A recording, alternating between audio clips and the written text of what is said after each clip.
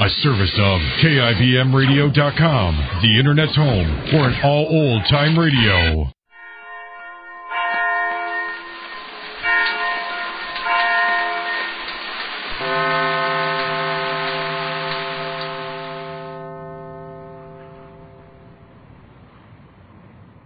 This is Orson Welles, speaking from London.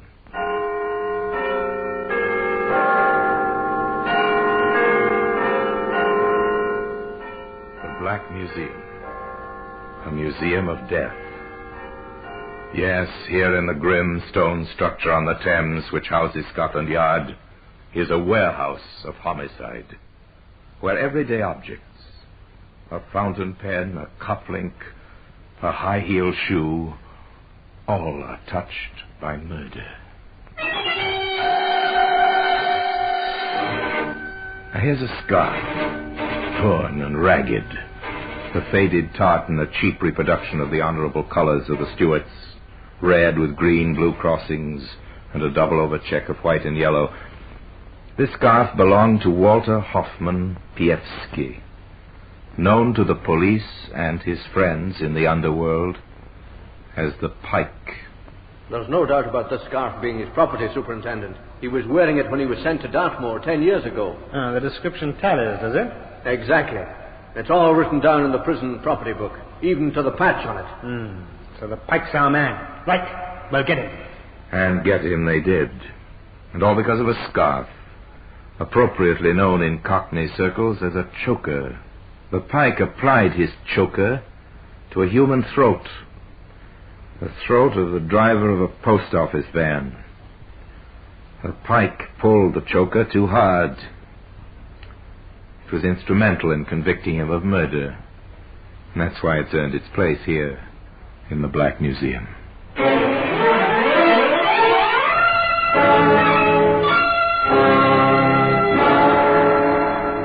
From the annals of the Criminal Investigation Department of the London Police, we bring you the dramatic stories of the crimes recorded by the objects in Scotland Yard's Gallery of Death, the Black Museum. In just a moment, you will hear The Black Museum, starring Orson Welles.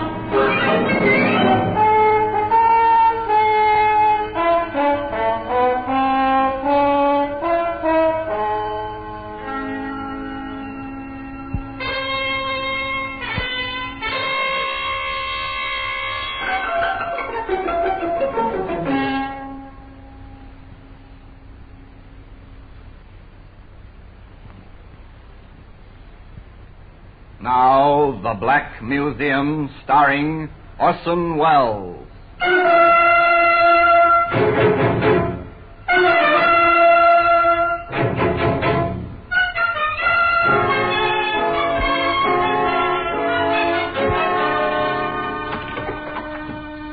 Well, here we are in the Black Museum. Beyond these grey walls, the mighty roar of London never stops. But in here, it's quiet. Come with me under the frieze of death masks, the masks of criminals of bygone days, suspended grimly under the ceiling. Come. To our right and left, rows of murder exhibits, each one carefully labeled. That cut-glass scent spray is attractive even now. Might even take its place on Madam's dressing table, till we stop and read the label written under it. Yes, it's been used to spray anesthetic over the faces of helpless women as a prelude to murder. No sickly aroma now, as we squeeze the bulb. Except for its grim associations, the fragile exhibit is insignificant, easily broken. But it was strong enough to hang the man who used it. There's a brass candlestick. Over there, a taper to go with it. Ah, here we are. Here's what we're looking for. The faded tartan scarf. As I take it out of the showcase, I ask you to come with me back to the time when this scarf was new, 15 years ago. Walter Pievsky bought it from a stallholder in one of London's famous street markets, Petticoat Lane. Yes, sir. I'll take one of the scarves, mister. Right, sir. Finest worsted woven. What's your clan? Campbell's, Cameron's, MacDonald or MacLeod. All genuine tartan today down from the islands. All right. I've bought it already. You don't need to give me that stuff. I'll take this one. It's the Stewart, and better than that you cannot do. Not half a nicker, not 5 bob, half a crown, and cheap at the price. Thank you very much. Come and get your Scotch chapters from Honest John Mackay. If your neck's warm... While Honest John continued his honest trade, the pike went about his own particular business. It was less exhausting than John's, and it was worked from a public call box. In professional circles, they called it the hospital trick. Hello? Is that Mrs. Peterson speaking? Yes, who's that? The London Hospital here, Mrs. Peterson. Hospital? Why, what happened? Oh, there's no need for immediate alarm, but I'm sorry to say that your husband has met with a serious accident. Oh, Bill? Is he hurt? Oh, no, what happened? He was knocked down by a bus in the Whitechapel Road about half an hour ago. A mean, crude trick. But more often than not, it worked. While the stricken woman hurried to the hospital to find the husband, who of course was not hurt at all, the pike would visit her house. With the coast clear, he would help himself to whatever he could lay his hands on and get out before the bewildered woman returned. And you notice that the pike could almost camouflage that accent he had. This gift gave him a confidence which was almost his undoing. One time when he and some friends were removing the entire contents of a house while the owners were away on holiday. What about the piano, Pike? Do we take that? Of course we take everything. Who'd think of moving house and leaving the piano behind, eh? You'll get us blooming well, aren't you, Will? Okay, boys, piano next. Oh, crikey, the phone. Here, what do we do about that? Let it ring, I suppose. No. Maybe someone's seen the van outside and checking up. I'd better answer it. Yeah, go easy, Don't worry, Ed. I know my job, don't I? Oh, yeah. Hello? Is that Mr. Wilson? No, I'm awfully sorry. He won't be back until about 7 o'clock. I'm his brother-in-law. Can I help you? If your sister's there... Oh, Julie's just gone out for half an hour. Can I take a message? Yes, I think you can. I'm her brother. Who the blazes are you? Quick, boys. Let's get out of here. Righto.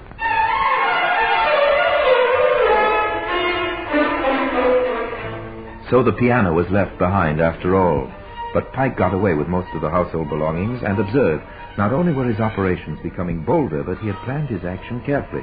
He even knew that Mrs. Wilson's first name was Julie. But he didn't know she had a brother. That must have shaken him, because from then on he changed his tactics. The Pike entered the motor racket, a racket which was to take him in turn from Dartmoor prison to the scaffold. But in his early days as a motor thief, there was still a trace of strange humor about his work. The padlocked car was a case in point. Who's that? Okay, Eddie, it's only me. You wouldn't go reaching for a gun when Parky walks in on you. Oh, no. I'm sorry, Pike. It's me nerves. Well, relax. Now, listen to me. I've got a job for you. No. I'm laying off for a bit. Okay, well, who pays the rent? Oh, I'm only going in for the small stuff. Well, this is a small job I'm offering you. What is it, busting into the Bank of England, eh? No. It's a simple matter of knocking off a nice new motor. Well, what's the dope? And it's this way. The car belongs to a fellow named Lambert who lives at 14 Graysdyke Crescent. See? He can't get it into the garage beside the house on account of it being too big. Why didn't the mug measure it before he bought it? Well, that's not our concern. He locks the car up at night, and I've obtained a duplicate set of keys. Oh, nice work. Yeah, what do you want me in on the job for? You can do it yourself. Oh, there is a little complication. Oh, I thought there would be. This fellow Lambert is like a mother with a child over this car. He fixes it to a lamppost every night with 2 big padlocks and a double chain. Wonder he doesn't put a nappy on it, too. Well, what do we do? Take the lamppost as well as the car? And before I tell you, are you in with me? All right, Pike. I'm in. Then listen to what I tell you. In the early hours of the following morning, the pike and his assistant went along to Graysdyke Crescent, and there, sure enough, chained to the lamppost outside number 14, was a fine new motor car, its cellulose and chromium work glinting invitingly under the lamplight. What did I tell you? We can clean up 450 on this, and all we've got to do is to remove the back wheel, which is chained to the lamppost. We put on the spare and we're away. Okay, Pike. Let's get cracking. The offending wheel was removed from the axle and left, still chained, to the lamppost. And by the light of the helpful rays from above, the spare wheel was bolted on, the tools were replaced in the boot, and the two men climbed into the car. I hope that ignition key of yours works, Pike. Of course it works. I tried it out last night. Ah, good for you. And here we go.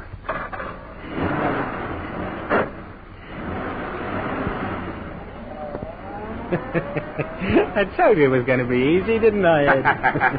It's money for old rope. You're a good one, you are, Pike. Just let me know when you need any more help. I'm your man. Walter Pievsky pulled his tartan scarf snugly around his throat and agreed that he would certainly keep his assistant in mind. The car itself was taken to a garage, where its numbers and appearance were carefully changed and, in due course, found its way by devious routes back to the open market. The pike, of course, had to split the profits which hurt him, so on his next job, he decided to work alone. And it was the next job which put him on the long, long walk which was to finish on the scaffold. Now, what's the number of that gouge? Ah, here it is, I've got it. If this works, Pike, my lad, you're in the money. But it all depends on how good I can sound on the phone. I copied my father's voice, rest his soul. Here we go.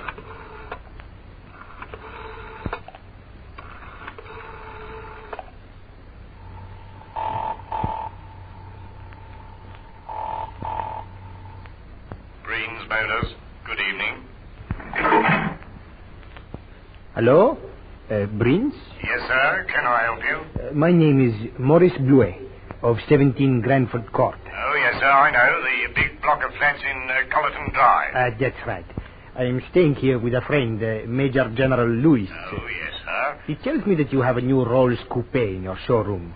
Yes, sir. Indeed we have. Yes, well, I'm anxious to take such a car back to the continent with me, but time is pressing. Are you at 17 Granford Court now, sir? Yes, if someone could bring round the car, I should like to see it. Right, I'll be with you in a quarter of an hour, sir. Are you sure that is not too much trouble? Oh, no trouble at all, sir. Thank you very much for ringing. Thank you. I shall be waiting for you. 15 minutes later, the car drove up to the block of flats. The driver salesman got out and went inside. Entering the lift, he went up to the third floor and knocked on the door of number 17.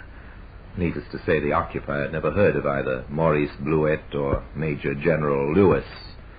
But while the questions and explanations sorted themselves out, Walter Pievsky was already driving the luxury car toward the garage where practiced hands were waiting to completely change its identity. First, what the pike did not know was that he had provided the police with a vital clue that was to lead him first to prison and then, by reason of the tartan scarf, to the gallows. But the scarf was yet to earn its place, of course, among these strange exhibits here in the Black Museum. In just a moment, we will continue with The Black Museum, starring Orson Welles.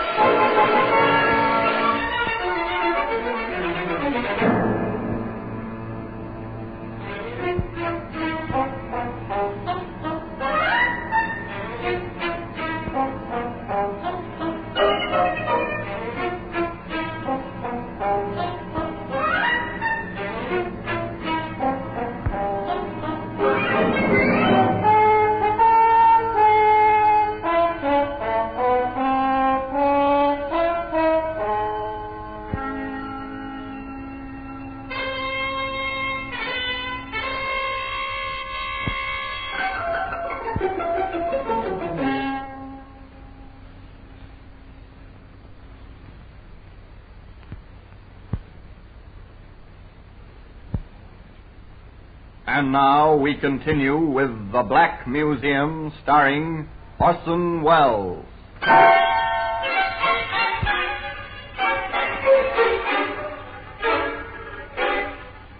We return to Walter Piewski, known as the Pike, elated at the success of his confidence scar trick.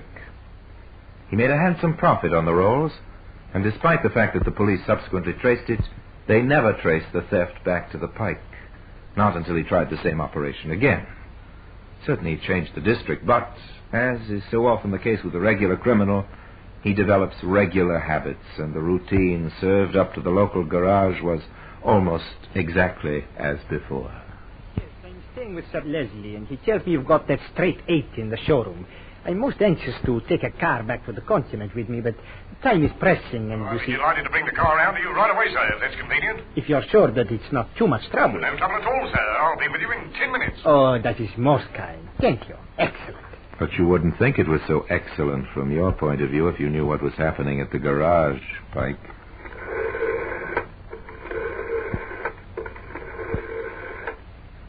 Hello? Give me the police. Is that Scotland Yard? Yes, information room. Listen, my name is Slater.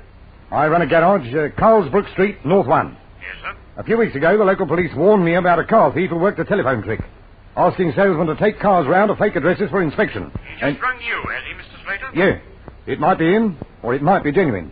But he asked me to take a car round to 21 Golston Court, Catamar Street. On the advice of Scotland Yard, Mr. Slater took the car to Golston Court. To make it easier for the thief, he left the doors unlocked and went into the building. When he was safely inside, the Pike left his telephone box and walked smartly over to the waiting motor. There were just 2 things he didn't know. First, an ignition wire had been snipped. And second, he was being watched. She'll never start until that broken wire is mended, Pike.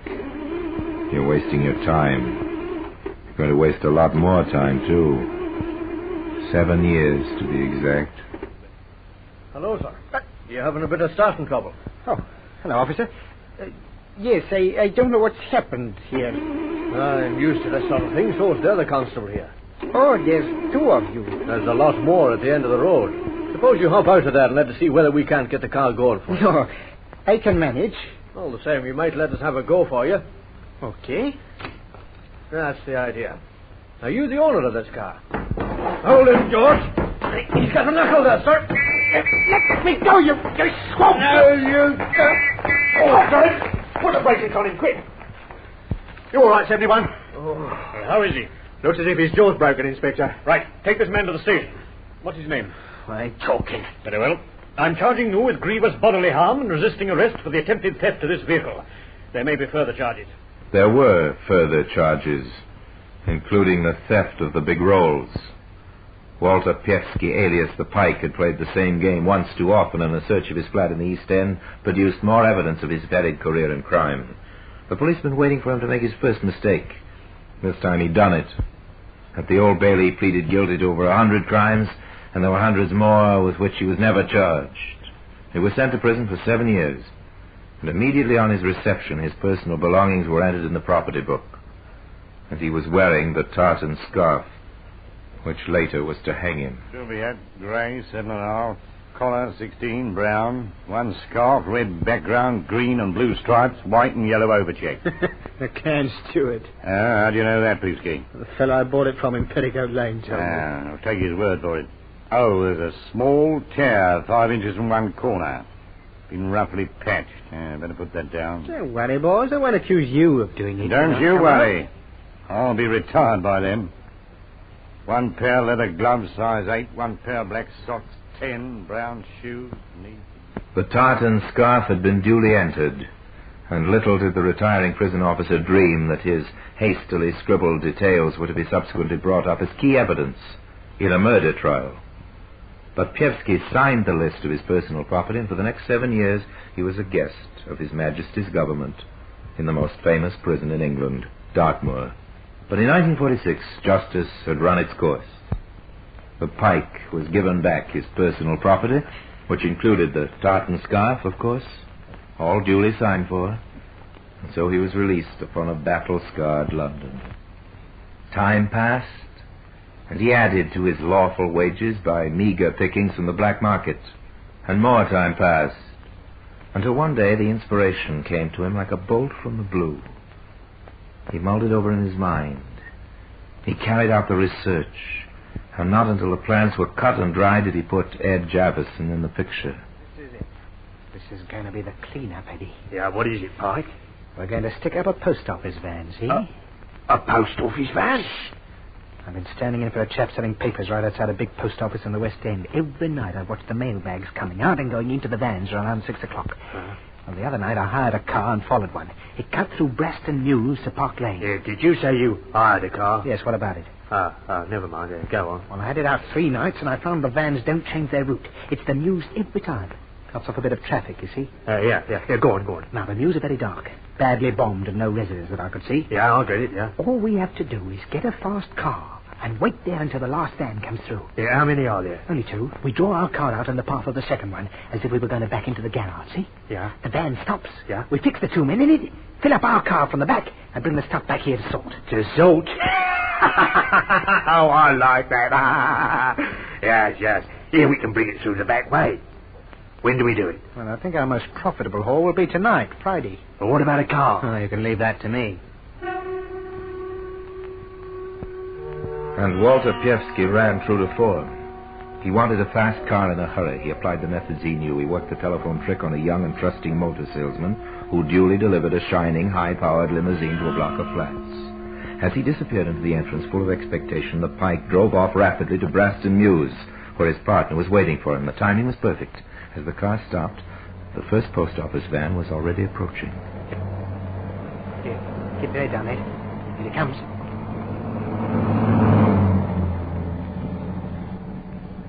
The second one won't be more than a minute or so behind. We must turn the car broadside onto it. How did you get this bad? I'll tell you later. It's hand-picked, see? Plenty of room in the back for the luggage. There we are. Nothing can get by now. What happens if something tries to get through before the van arrives? Well, we make way for it and come back another night if necessary. Here, what's this? It's the van. We're going to be all right. Nobody about. Couldn't be better. Now, get out. Yeah? Keep your chin tucked into your scarf like me. Righto. Pretend to be pushing the car. Right. What's up? Come down. Oh, yes. Afraid so. Yes. Can you give us a push? Sorry, mustn't leave the van. Oh.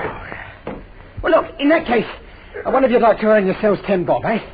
If you could ring this number for us when you get to your own destination, it's my garage. I'd log on and send a breakdown for you, eh? That's the idea. Oh, I don't mind doing that for you. I'll do it for nothing. Oh, thanks, Sam. You're very kind. If you've got a pencil, I'll jot down my name. It's rather a difficult one. Yeah, here's a pencil. Help! Dirty thieves! Oh, that's got the both of us. We'll start getting the bag out, quick. No, you don't. I'll set you up, you snivelling idiot. I'm choking. This scarf's choking me. Here, quick with the bag, Ed. Oh, no, here we go. I'm going. You'll swing for it. Start getting the stuff in the car. Okay. Oh, I reckon that's about as much as we can take. Here. Oh, what's happened to the driver? Oh, don't worry about him. Get moving. Here, look at his tongue. His eyes.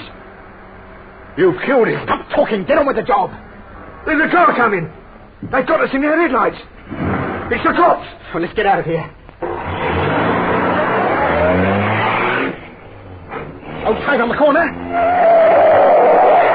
going there after us. Oh, watch the traffic lights. There is. Something's coming. Oh, we got through. Oh, I thought we'd had it. Oh, the police car's held up by the other car. But get away. We're going to make it. Put them in! Slow up! We can't get round!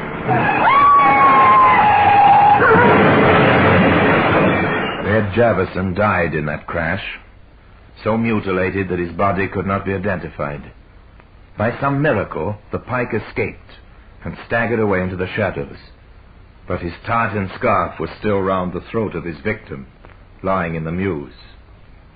Now let Superintendent Brandreth take up the story of the hunt. Well, the hunt was soon over. In fact, as soon as the car was reported stolen, I had a call from one of my inspectors. I thought you'd like to see this. What is it, Harrison? Oh, stolen car. Well? Well, I checked with criminal records, sir.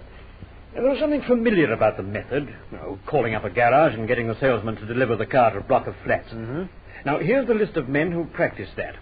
Now, these two are inside at present. Yes. This one's going straight. Well, he's out of London anyway. That leaves this one, Walter Pievsky. Yes, sir. The Pike. No way to find him? He's sharing a place with a man named Javison in the East End. Right. Bring him in. Yes, sir. But before the Pike was picked up for questioning about the car, his scarf was immediately recognized as the one which we believe Pievsky had stolen. In theory, the evidence against him was already piling up. If he was the car thief, he was probably the murderer as well. But I needed that extra piece of evidence. I called for everything that was known about him, including the list of his personal property which he had signed in prison. It was a shot in the dark, but it yielded results. There's no doubt about the scarf being his property, Superintendent, even to the patch on it. Within 24 hours, the Pike was caught. Still dazed by the car crash, he offered no resistance. In due course, he was convicted of the murder of William Price, the driver of the post office van. And at 8 o'clock, one cold morning in February, he was hanged.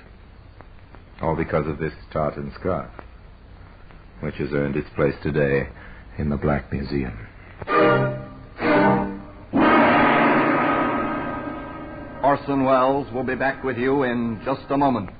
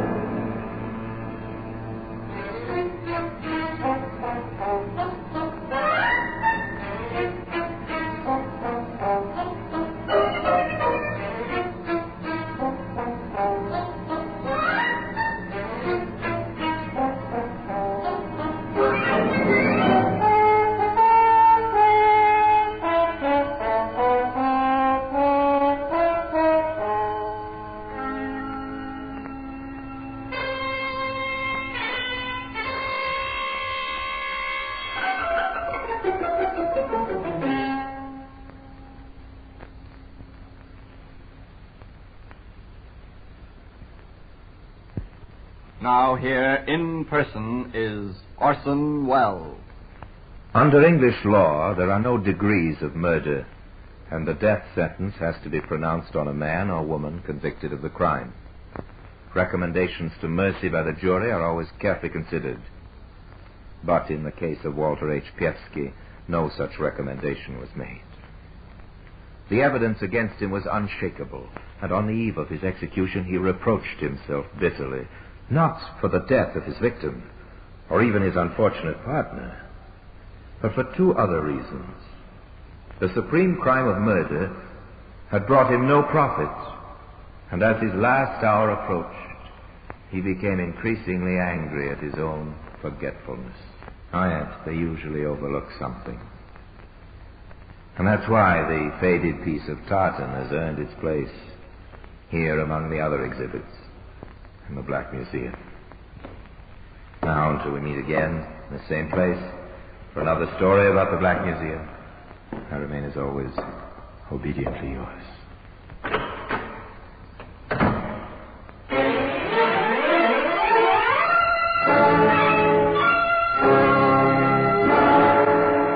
The Black Museum, starring Orson Welles, is presented by arrangement with Metro-Goldwyn-Mayer Radio Attraction, with original music composed and conducted by Sidney Torch, produced by Harry Allen Towers.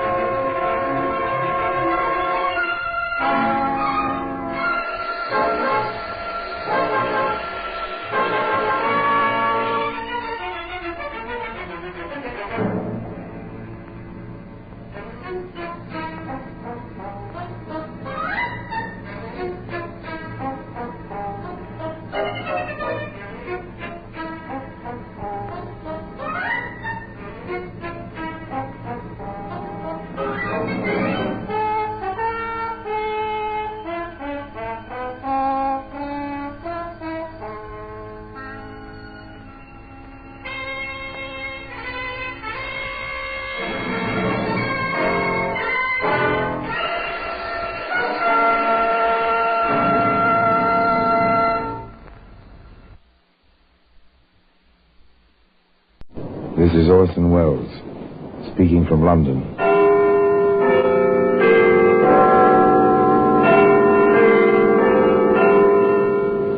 The Black Museum, the famous repository of death. Here in the grim stone structure on the Thames, which houses Scotland Yard, is a warehouse of homicide, where everyday objects, an earthenware pot, a silver shilling, a typewriter ribbon, all are touched by murder.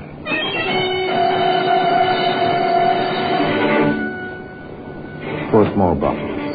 Other familiar objects, medicine bottles, shining glass, cork stoppered, the labels in neat, clear handwriting. Such bottles are in the medicine cabinet of almost every home.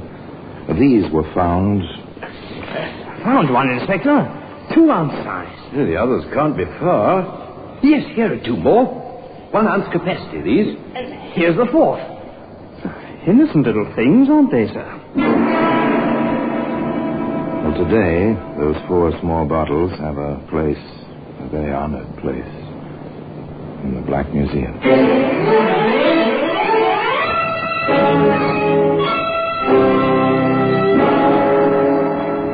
From the annals of the Criminal Investigation Department of the London Police, we bring you the dramatic stories of the crimes recorded by the objects in Scotland Yard's Gallery of Death, the Black Museum.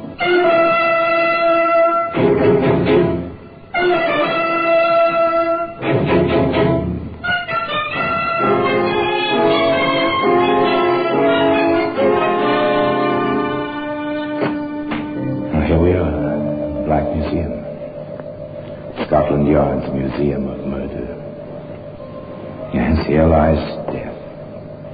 In these hundreds and hundreds of objects, large and small, is the means to death, 1,000 methods of killing, all neatly labeled to indicate who and what and where and when.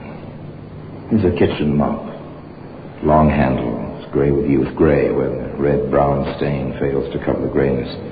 Look closely at the harsh metal binds the strings of this utensil. Yes, this blade struck, and struck again before the mop itself removed the traces of the crime. Here we are. Here are 4 small bottles. 3 of 1 ounce capacity. 1 holds 2 ounces. They mark a strange story. A story out of the Edwardian era, when man was still lord of all he surveyed and women were just beginning to demand equality. To the ladies, Reverend. Although I would prefer toasting them in something slightly stronger than tea. To the ladies, my friend. To listen to my husband, Reverend, you'd think he was old-fashioned and not an advanced thinker for this age. I, an advanced thinker? Why, am I? But you are, Oscar. You really are. At the risk of shocking you, Reverend, but then you're a young man, and not, I assume, as easily shocked as some pastors I've known. I believe a man should have 2 wives. Really, sir? He means it, Reverend. Listen to him. I believe a man needs 2 wives. One to cook, sew, and care for the household. The other, to be a companion when a man needs intellectual stimulation, to lend beauty to the drawing room, and grace and wit. Then you would give the latter education. Exactly. And since I am not allowed 2 wives, I chose the latter. You're new here, Reverend. You don't know that I married Anne when she was very young and sent her to Brussels and then a French university for her education before installing her here as my wife. Why, that's unheard of, sir. You are a pioneer in the field. Oh, yes. Mr. Oscar Stone, wholesale grocer and a man of means, was truly advanced for his age, the age of 99, and very liberal in his philosophies. In fact, he was so considerate of his wife and of the difference between her age and his own that he encouraged rather than looked askance at her companionship with the Reverend Edgar Sweet, a much, much younger man than Mr. Stone himself. Edgar, you've been a good friend to me this past month. I'm happy to hear you say so, Anne. That is why, well, I'm not hesitating to tell you something which I feel is rather unfair. Tell me what it is. Oscar has drawn his will. Oh, he's my friend, my good friend. I'd hate to see him pass on, but every man must have his house in order. Edgar, you don't understand. Making the will is all right. It's what he's put in it. Go on, my dear. He has left me his entire estate, provided I never marry again. That is his right, you know. It's not his right. He's afraid someone might marry me after he's gone. For the money. He's only protecting you from fortune hunters, Anne. Then why did he give me an education if he doesn't think enough of me to let me protect myself?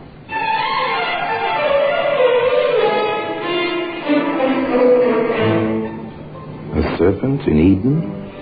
Perhaps. Perhaps not. But it is clear that the young lady had a will of her own and wanted to control her own destiny.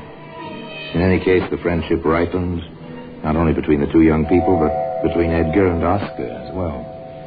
Edgar, my friend, I'm not well. I saw a doctor today, and I am not well. I can't believe it. You look fine. The debilitation of age. But you're not old. Well, 55 isn't old. When you worked as hard as I have for almost 50 of those 55 years.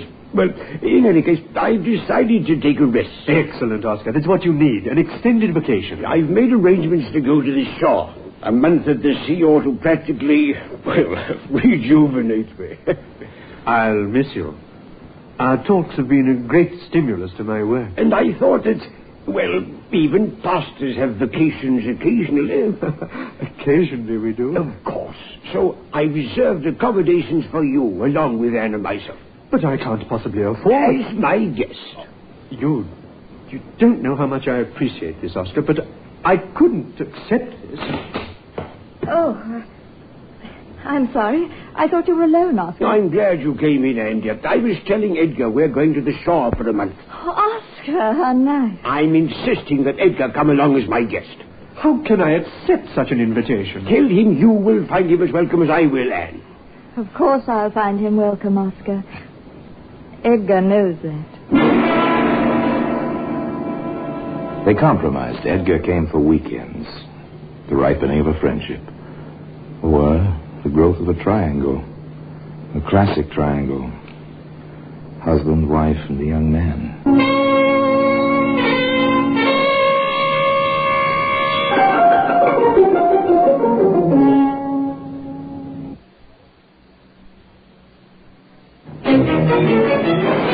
The summer ended. Oscar and Anne returned to new lodgings in Pimlico, and they took an additional room. Edgar, you like it? Bookcases, a couch, a fine desk, all this room. How could I help liking it? And in here, right next door. Edgar, my boy, welcome to your new lodgings. Now, we are not only friends, we are neighbors. Really, Oscar, I don't know why you... There was more, and rather interesting. One afternoon, while Oscar was at his doctor's office. May I disturb you for a moment, Edgar? Oh, of course, Anne. What is it? Remember, months ago, I told you about Oscar's will. Oh, yes, I remember. Why? He took out that awful clause. If I want to, I can marry anyone I please one day. And you were the executor. Everything was quite smooth. Quite smooth. In fact, Oscar began to feel quite a bit better. At least he said so, and insisted that Edgar and Anne accompany him to a horse show. Why do you love horses so, Oscar? Perhaps because I always wanted to ride and never learned. Oh, there's a fine animal. He must be at least 16 hands high. Edgar, why don't you take Anne to the stalls to see her favorites? I'll just sit here a while. I guess I'm not as strong as I thought I was. Will you, Edgar, please? You think you'll be all right here alone, Oscar? It's a picture, isn't it? The elderly husband sitting on the bench watching the two young people stroll away. What are his thoughts as he sees them disappear in the crowd? What would his thoughts have been if he'd heard their conversation? I'm dreadfully worried about Oscar. He seems much better. Seashore did him good. Seems was the word. He's not. Not really. Anne, what are you telling me? That his doctor has confided to me. Oscar may not live out the year. The next morning there were signs that Anne's words might become the truth. She sent for the doctor, a youngish man named Richards, who lived some half a mile from the lodgings. I don't like this, Mrs. Stone, not at all. Oh, dear. You stop frightening my wife, young man. The truth, sir, is the truth. You're not well. Your stomach's in very bad shape. Now, I shall prescribe for you, and your wife will see that you take your medicine, won't you, Mrs. Stone? Oh, of course, Doctor. The young doctor was very certain, but not Oscar. His pain continued. Anne was obviously very upset. She took Edgar aside. Edgar, I want you to do something for me. If I can. I cannot see Oscar suffer the way he does at times. I know a way to ease his pain, but I need your help. Of course. I want you to buy me some chloroform. Chloroform? Yes. A few drops on a handkerchief and he will sleep easily. I learned about it in the practical nursing classes in Brussels. But Dr. Richards will get you some. No. You'll never believe I know how to use it. Here's a pound note. Please, Edgar.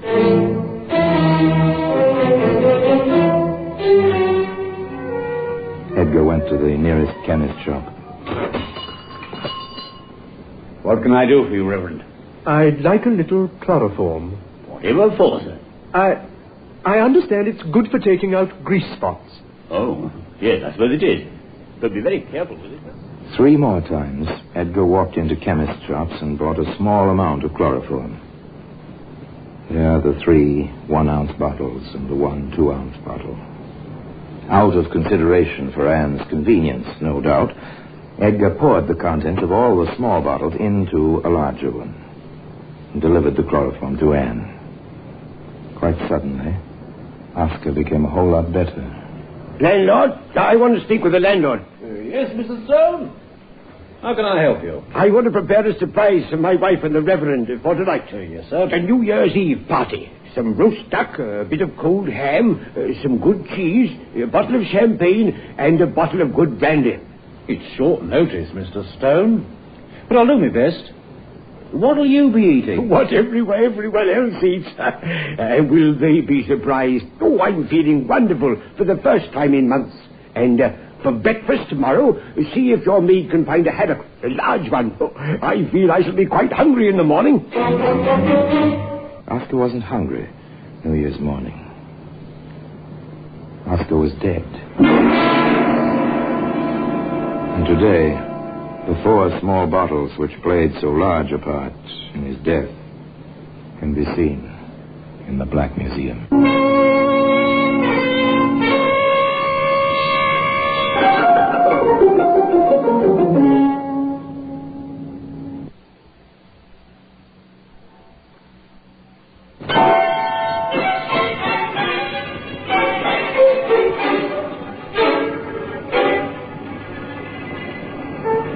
It was a sad New Year's Day for Anne Stone and a bewildering day for the Reverend Edgar Sweet. Oscar Stone, husband and friend, lay dead quite suddenly, and after what seemed an indicated quick recovery. But that was only the first event of January 1st, 1910. Onto the scene strode an old man, Oscar's 75-year-old father. Anne met him at the door to the Stone apartment. Oh, Father. Father. Yes, of course. Cry all you want. I want to see my son. He's in here, Father. All right. Who is this? Reverend Sweet, our good friend and pastor. Yes, I heard about you. Oscar wrote me. This moment comes to all of us, sir. We can only pray for courage. I've got courage. What I want is facts. I'll see my boy now. It looks as if he died in his sleep. He did. So peacefully. I didn't realize it until morning. You were a good boy, Oscar. I shouldn't be outliving you. Huh? There's a funny smell around his mouth. The doctor said he had gastritis, Father. That's not what I smell. Are you having a post-mortem? Dr. Richards asked for permission to do one. Richards? Who's he? The family doctor, Mr. Stone, a fine young man. All right, if he wants to do it, all right, but I want my man there with him. Father, are you insinuating? I'm not insinuating anything. I just don't like the look of this. For his own protection, Miss Richards ought to have another man present, that's all. My boy's no right. The second doctor arrived, and forthwith, behind locked doors, the autopsy was performed. In the landlord's parlor, Anne waited, with Edgar to give her support and courage. Presently, the door opened. Mrs. Stone. Yes, Dr. Richards. We are ready with our report. Did you find out anything? We are not certain as yet. Dr. Fletcher, your father-in-law's man, suggests Mr. Stone swallowed chloroform. Chloroform? Yes. Will you come upstairs and hear the report, please? Anne? Yes? Did you... The chloroform I bought for you, that is... It's still in its bottle, Edgar. Don't worry, you don't even have to mention it. Shall we go upstairs now? The two young people went upstairs, but not hand in hand. There was a sudden reserve between them. In the room where the doctors and old Mr. Stone awaited them. This is Dr. Fletcher, my daughter-in-law, and Pastor Sweet. How do you do? As Dr. Richards was in charge of the case, perhaps he's the one to give you our official report. Oh, please do, Dr. Richards. It's a simple report. We are unable to find any natural cause of death. The contents of the stomach are suspicious.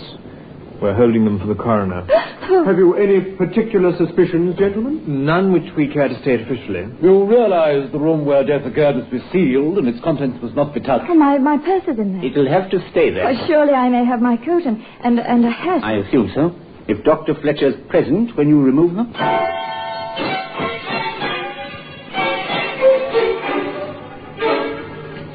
Anne went to stay with a cousin, a brief train journey away. The coroner's inquest was held and adjourned, pending a full report from a government analyst. That was all. But Edgar dispatched a note to Anne, and she met him as he requested, in a quiet tea room in Pimlico. Edgar, what's the matter with you? You haven't looked me straight in the eye since we met today. I can't seem to help myself. Anne, Dr. Richards did tell you that Oscar might not live out the year. Well, of course he did. It came so suddenly. They all behaved so strangely. And I'm afraid I'm finished. If this develops into anything, I shall lose my pulpit. If you don't do anything foolish, I certainly won't. Everything's going wrong. I feel as if... Anne, I bought that chloroform.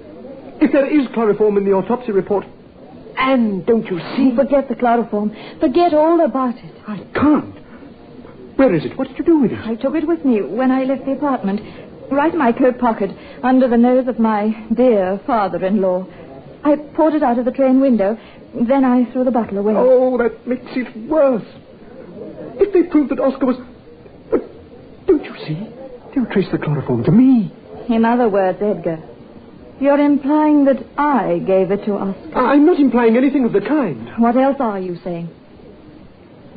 Edgar, you helped me over a bad time. Now I think it will be best if we do not see each other anymore. Goodbye, Edgar. The lady was annoyed, perhaps rightly so. The young man was frightened, very rightly so. In their separate ways, each awaited the report of the government analysts. At long last, Dr. Richards came to the young widow. The news could be a lot worse, Mrs. Stone. They could have found arsenic or one of the slower, more common poisons. What have they found, Doctor? Poisoning by chloroform. Oh, Doctor, that is the worst. How so? Don't tell me you had some in your possession. I did. I had my reasons. Doctor, my married life was not happy. I am young. He was old. Practically my father. He kept putting me in Edgar's company. I began to... When two people are together constantly, Please go on, Mrs. Stone. I obtained the chloroform. I kept it in a drawer. But I'd never had a secret from Oscar. Never. On any score. So on New Year's Eve after our party, I told him I had it and where it was. He spoke to me sadly, but kindly, grieved that I'd been feeling about him as I did. Then he went to sleep. Or I thought he did. The next I knew, he was dead. Did you look at the bottle? Yes, I couldn't tell how much was gone. I took the bottle and I poured what was in it from the train as I... The autopsy report came to Edgar as well. He wrestled with himself and finally took the only course which seemed open. Inspector Seward? Yes, come in, sir. Sit down. Thank you. I understand you have some information in the matter of the death of Oscar Stone. I do. You see, I bought the chloroform.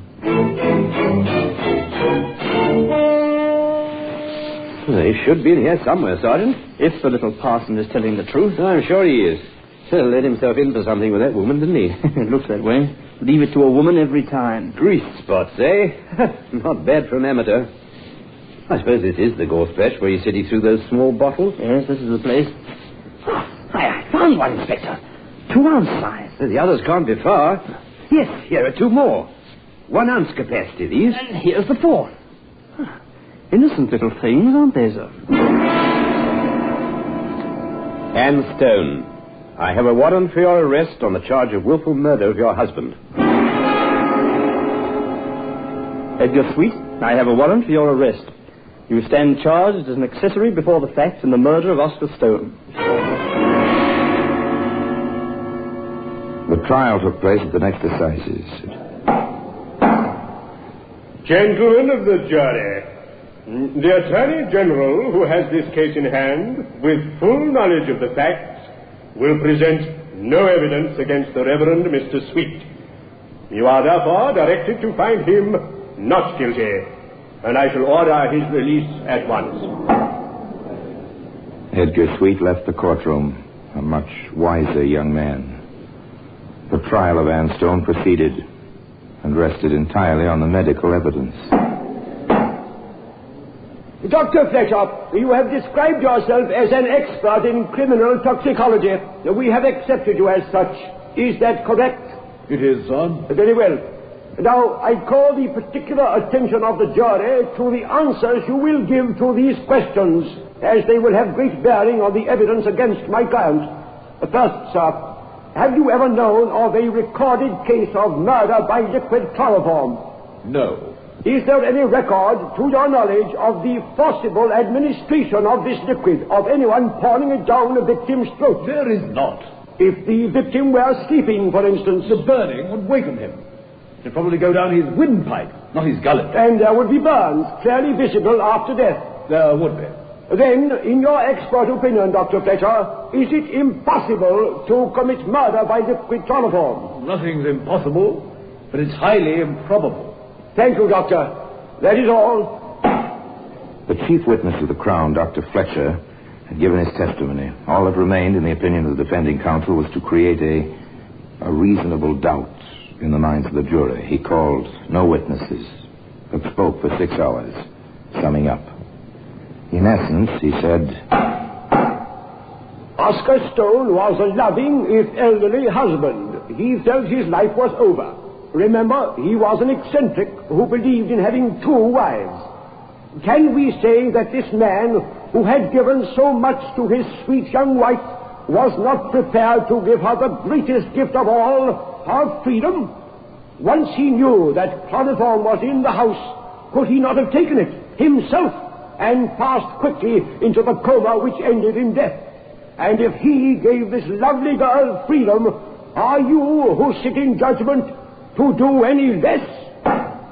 The judge was clear, if somewhat caustic in his charge to the jury. There have been sweet faces which hid guilty consciences before. When a young wife and a young man are thrust into daily contact by a doting husband, strange events have a way of taking place. All this is true, but one salient remains.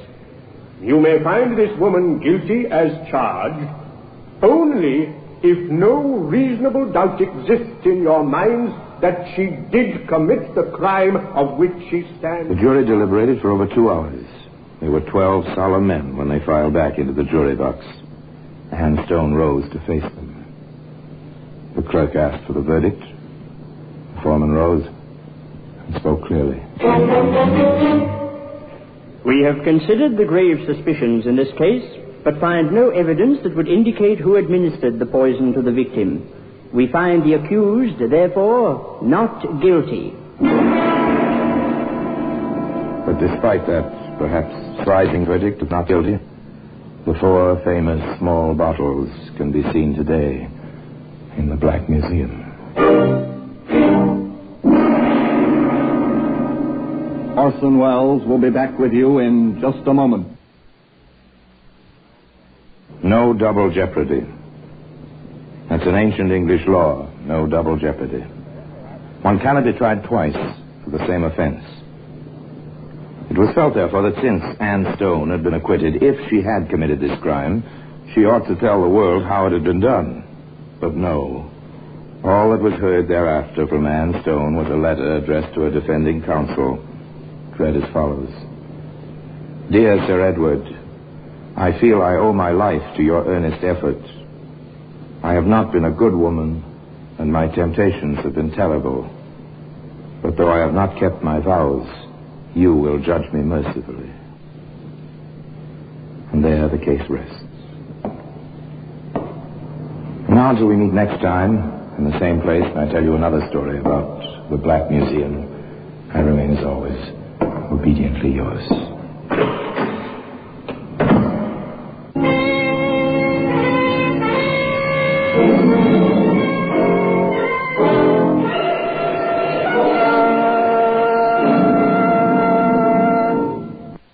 This is Orson Welles, speaking from London.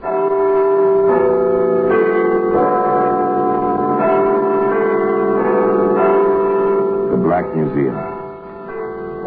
Here in the grim stone structure on the Thames which houses Scotland Yard is a warehouse of homicide. A warehouse where a parchment lampshade, an automobile tire, a canvas tarpaulin, and an umbrella all are touched by murder. And here's a dictionary. It's a familiar object. French into English, English into French. Every high school student knows what these books are like.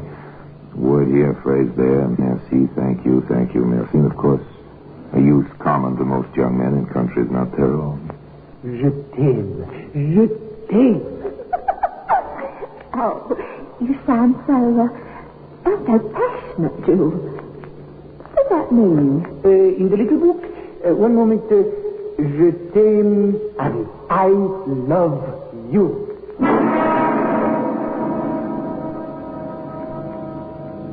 Well, today the dictionary can be seen in the Black Museum.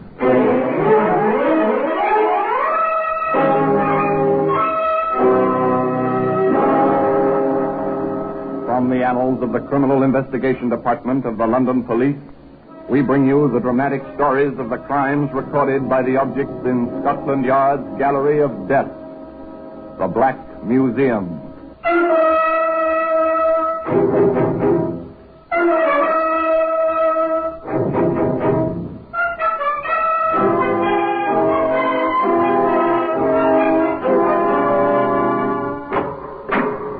Here we are in the Black Museum. Scotland Yard Museum of Murder. Not a very pleasant place, but it's interesting. Yes, here lies death. The people who conceived this place must have wished to raise a memorial to death. And here, collected under one roof, are the mementos of the murders from over 100 years. These are darts, a feathered dart, made for pleasure, for laughter and friendly tavern. This tiny metal tip was dipped in cyanide. A twist of a wrist, flick of an elbow, a dartboard missed. The spectator was scratched. It was an accident. An accident? No, it was murder. Here we are, the dictionary. You want the English for a French word? Here it is, or the French for a word in English. It's here also. Nice idea. All in one book. Great convenience. Particularly for Jules Gamache, who had a bit of trouble expressing himself to Betty Brown on the beach in southern France. One warm and sunny afternoon. Je t'aime. Oh, you sound so passionate, Jules. What's that mean? In the little book, one moment, je t'aime, oui, I love you. Right, Jules. And me, a married woman? It was. Love out of the dictionary in the summer in southern France. Of course, this was in 1923. That date's important simply because radio and broadcasting were just beginning. And Jules Gamache was something of an electrical engineer. In fact, he was the only man in the little French seaside town who was able to bring music out of the air. Luc Galen, how you say in anglais? De Cat's Whisker. So. Maintenant, mes chéris, écoutez. Oh, Jules. That really is music in his sunny rubber ear now. Huh? Why, Jules, you are bright, aren't you? I love you. I must have you now, today. Parbleu, always. Oh, Jules. A clever Frenchman who knew his way about with women. An Englishwoman vacationing in France. Why was she there? Oh, Jules. If I were a better manager, if we'd be better to be in, well, I'd never have had the breakdown. I'd never have come to France, and I'd never have met you, and even your wildest threats. Oh, so that was it. But all such items come to an end someday. And summer comes to an end. At least that's the correct calculation. That's the way Betty calculated. Without thinking of her, Jules. Jules? Oui, ma chérie? I have to go home. Oui. Je viens. I come also. Oh, Jules, that's impossible. However, the usual sighs and protestations, of course. It was just a brief interlude. Betty was a trifle saddened to let it go. After all, when a woman is crowding 40... She went home anyway to Sussex, to the Binnacle Inn, to security of sorts, and to her husband, Al. Business hasn't been too bad while you were away, Bessie. All the rooms were let this week, and the bar trade was fine. I dare say you did all right by the bar. The landlord's got to be social, girl. Otherwise his customers go somewhere else. There's a difference, Alf, between social and drunk. Here, now, none of that. I take a drop now and then, but I don't get drunk. Well, another customer. Business is picking up, and on the hotel side at that. Oh. How can I help you, sir? I have, how you say, one moment, please. I will find the word. Oui, I have come to stay. What do you know? A froggy. Pleased to have you, monsieur. And may I ask how you found us? Monsieur Brown, the merveilleuse Madame Brown is the recommendation for your so select hotel. Is it not so that we have met in Provence, Madame?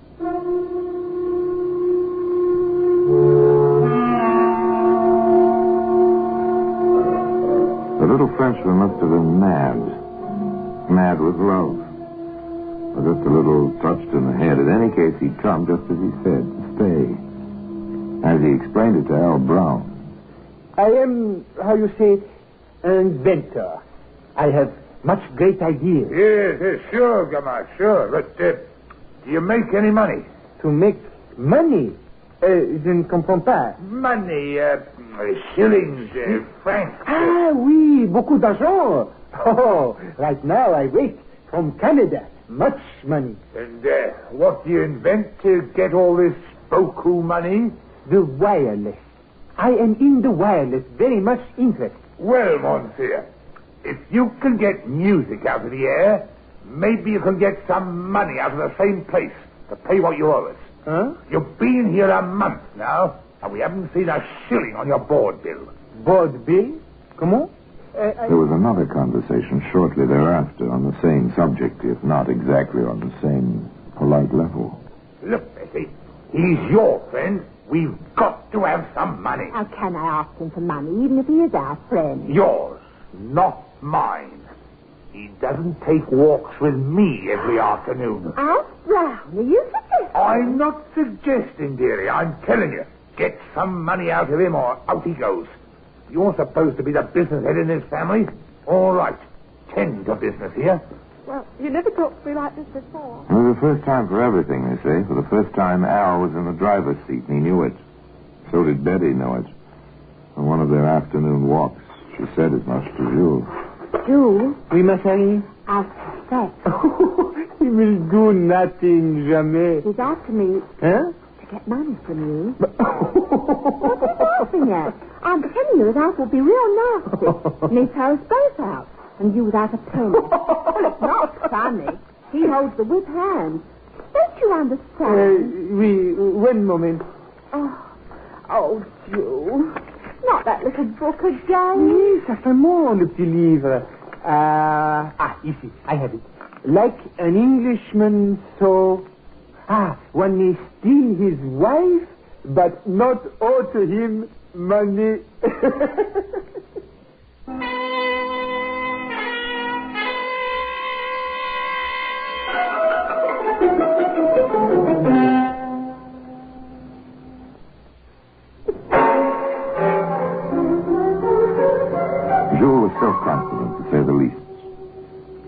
as if he had a plan. He said to Al, Never fear, mon ami.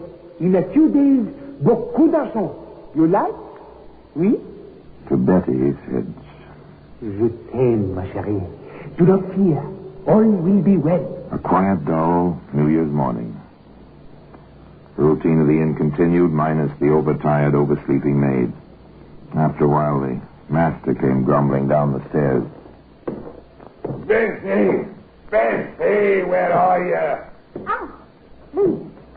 I think Mr. Gamache is dead. Well, let him go in his room, then. Pardon, monsieur? Into my chambre you wish for me to go? Oui? Oh, no need for that. Is there, Al? Oh, so long as he's awake, I don't care, one way or another. Where's my salt? You know I can't start a day without my salt. I know, dear. They're where you'd expect them to be, on the mantel shelf in their regular place. Oh, yes, I forgot. If I may disturb you, monsieur. Oh, but of course. The chair before the fire. Very nice, oui? Très charmant. When it is so very cold outside. Oh, thanks. Bessie, that glass in here. Where's a tablespoon and some water? Oh, I'll get them for you. Just a moment, dear. Jules Gamache stood in the bay window and watched the little domestic scene. Occasionally he riffled through his ever-present dictionary as if for a word to describe the events he was watching. Such inconsequential little events. Betty came trotting back from the kitchen with a tablespoon and a pitcher of water. She put them on the table alongside the salt and glass. Al measured his own dosage, poured it into the glass. Then he poured in the water. Almost mockingly, he raised his glass as if in a toast to the Frenchman standing nearby. Then down the contents of the glass. Oh, those salts taste bitter this morning? Yeah, they are never sweet, no? Nothing sweet about them. Then why complain, dear? You had more to drink than usual last night, so the salts taste more bitter than usual. 1 hour later. Betty, get some help. Oh, it's the cramps. Oh, I can't stand it. It's awful. Oh, Jules, get the doctor. Call the cook. Do something. I will try. My English, it is not good. No, but I will try. Oh, my feet, they itch. Oh, they're driving me crazy. The pain, and the itching. Oh. Shortly thereafter, Alfie Brown was quite dead.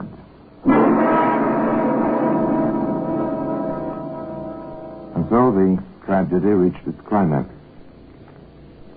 And playing its little part in that tragedy was a certain dictionary, which, as I told you, can be seen today in the Black Museum.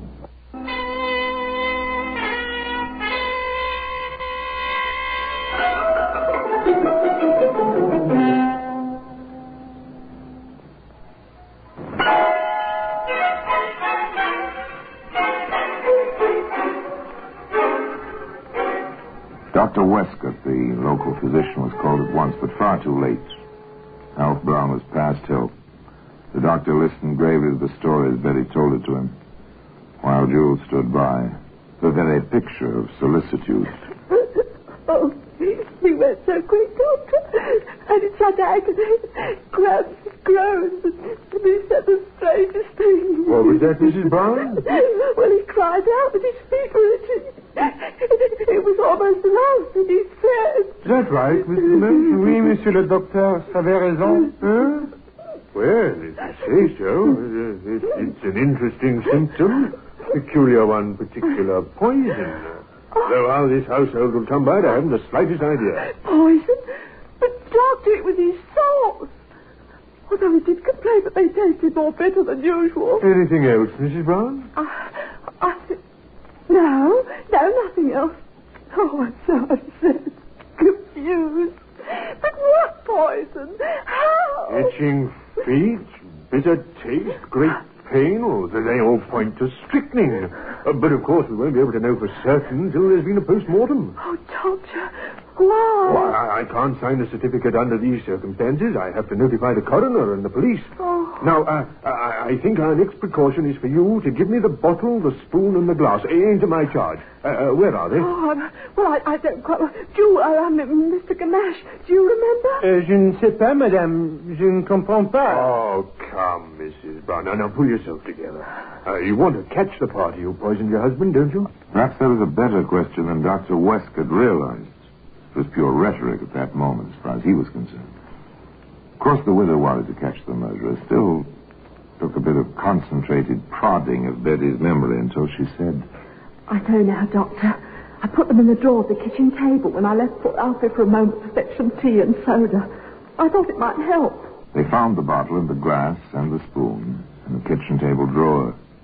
The doctor looked at them closely. Someone's washed these thoroughly. There are still traces of water in the bottle and the glass. Mrs. Brown, I'm going to the police at once. Then Dr. Westcott went to the local police. The local police went to Scotland Yard. Betty Brown went to Jules Gamache. You did it, Jules. I don't know how, but you did it. Ma chérie, ma foi, impossible. You did. You killed Alfred, and you stayed right there and watched him die. Betty, you are most... how is it? Oui, you are most hysterical.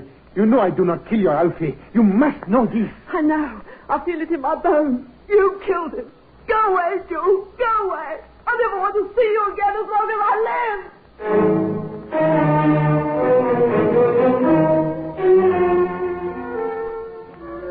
Sadly, as if overwhelmed by the unpredictability of women, Jules Gamache packed his things and left the binnacle inn. But he didn't go far. Just to the next village and the next inn. There he waited and watched. Waited to hear from his beloved, now widowed, his Betty. Waited for developments in the case which the coroner's jury had labeled death at the hands of person or persons unknown. The developments were not long in coming. My name is West, Mrs. Brown, Inspector West, Scotland Yard. My credentials. Yes, sir. I have a few questions, particularly concerning the disposal of the poison. I'll try to answer them, Inspector. Do you know who washed out the bottle and glass? No, I'm afraid I don't. I left them in the kitchen. We were all so upset by poor Alfred's suffering. We were rather hysterical, I'm afraid. I understand. No idea on that. I see. Tell me, Mrs. Brown, have you ever used any kind of weed killer in the garden of this inn? No, sir. Not that I know of. Poison for rodents, rats, mice, and so on? No, sir. We've never been troubled by such. Have you any idea who might have wanted to kill your husband, Mrs. Brown? No, I haven't. Thank you very much, Mrs. Brown. If I could... The inspector left the front of the house, so to speak, and visited below stairs. He had a nice talk with the cook over a cup of tea. Mrs. Davis, did you wash out the salts bottle? No, why should I? I've got enough work. And that was New Year's Day. The maid didn't come in. I had to clean up, too. Pity, not much of a New Year in this house. Did you notice the bottle at all? Oh, I remember saying to Mrs. Brown that there wasn't much more than a tablespoon left in it. And perhaps she better order another bottle in case Mr. Brown was getting mad if he had none. Now, this is important, Mrs. Davis. Can you place anyone at all, in this kitchen between the time Mrs. Brown brought the bottle in here and the time Dr. Westcott took it away? No one but the Frenchman, sir. Mr. Gamache. I seem to remember, sir. I wouldn't want to get him in no trouble unless he deserved it. But he did come in here and jabber at me. And then he used his little book. Little book? He's got a dictionary. Looks up the French and finds the English. Right comical he is sometimes. I see.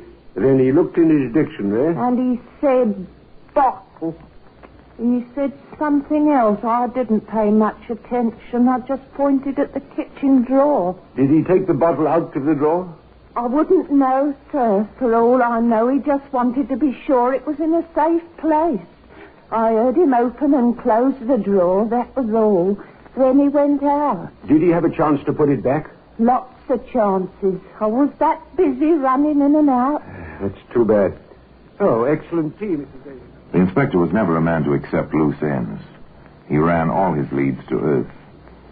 This is the approach which brought him finally to where Jules Gamache was staying. Do you accuse me, Inspector? Merely asking routine questions, Mr. Gamache. Did you have any reason to dislike or resent Mr. Brown? None. No, but of course not. Have you ever had any strychnine in your possession? No, but pourquoi? Why should I? I can't say, sir. I can only try to fill in the blank spaces. Someone, you see, gave Mr. Brown the opportunity to poison himself. That kind of gift is murder, Mr. Gamache. Naturellement. I'm afraid I must ask you to remain in England, sir, until the case is closed. But for me, this will be a pleasure. I assure you, Inspector, I wish to see vengeance on this murderer. I loved Mr. Brown almost as a brother.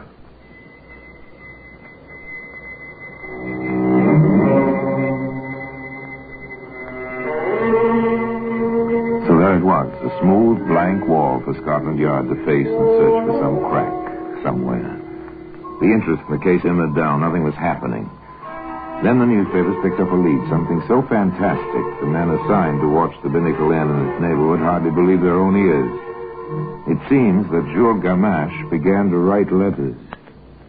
And to the police.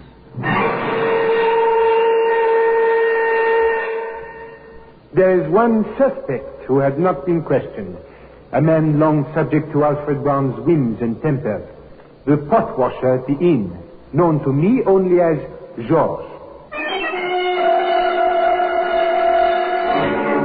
I point the finger of suspicion. Observe, gentlemen of Scotland Yard, the comings and goings of Monsieur Arthur Brookfield, solicitor to Madame Brown. This man is in and out of her residence at all hours.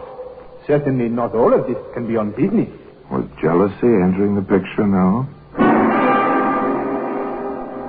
The letters aroused a good deal of attention once they leaked to the newspapers, as such things have a way of doing. Jules Gamache was quite pleased when the reporters swarmed about him and the photographers took his picture. Many times, in many poses. This was fame, at last, for an impoverished inventor living on his wits.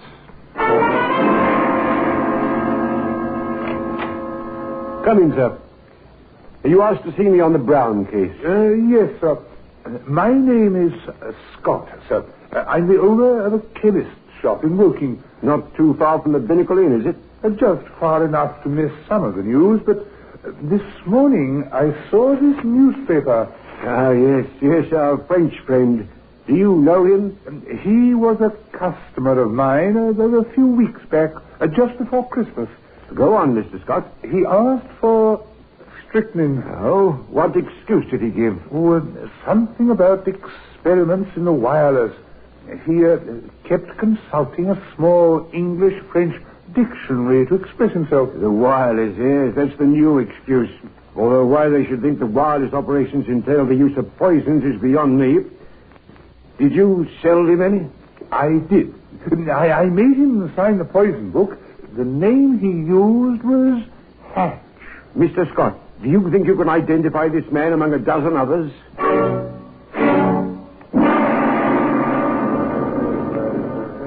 Well, Mr. Scott? That's he, sir. The short fellow with the bright black eyes. Thank you, mister. Monsieur le chemiste. Bonjour, c'est un plaisir.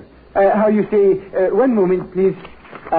Oui, ici. It is a pleasure that we meet again. Jules Gamache, I have a warrant for your arrest on a charge of willful murder. I must warn you that anything you may say... Well, that's the story. And today, the dictionary which played its part in that story can be found in its place in the Black Museum.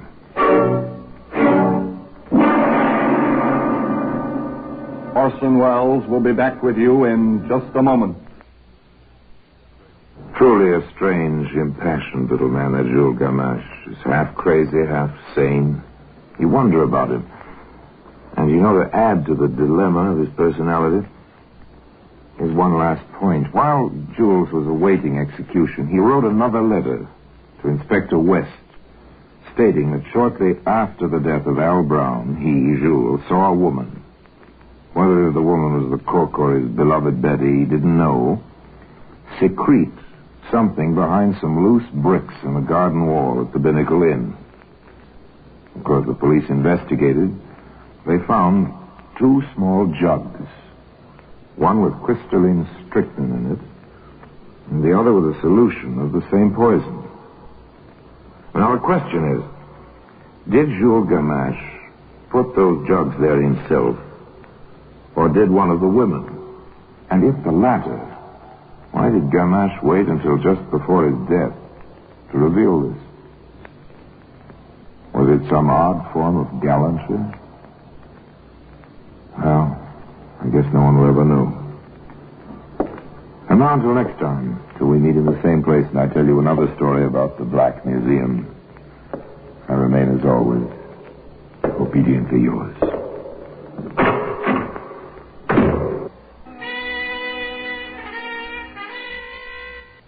This is WDCB-FM, Glen Ellen. Receipt for payment for 10 gallons of gasoline. Familiar object. You've had it many times yourself if you drive a car, but this particular receipt. Your receipt, Inspector. Tanks full, oil and water fine. Thank you. Quite a receipt you hand out. My partner's idea. He likes it. Look at this, Sergeant. Stamped with a gallows, complete with corpse, and marked settled. Rather appropriate, eh? Well, today, as I told you, this receipt lies in its proper place. An honored place. In the Black Museum.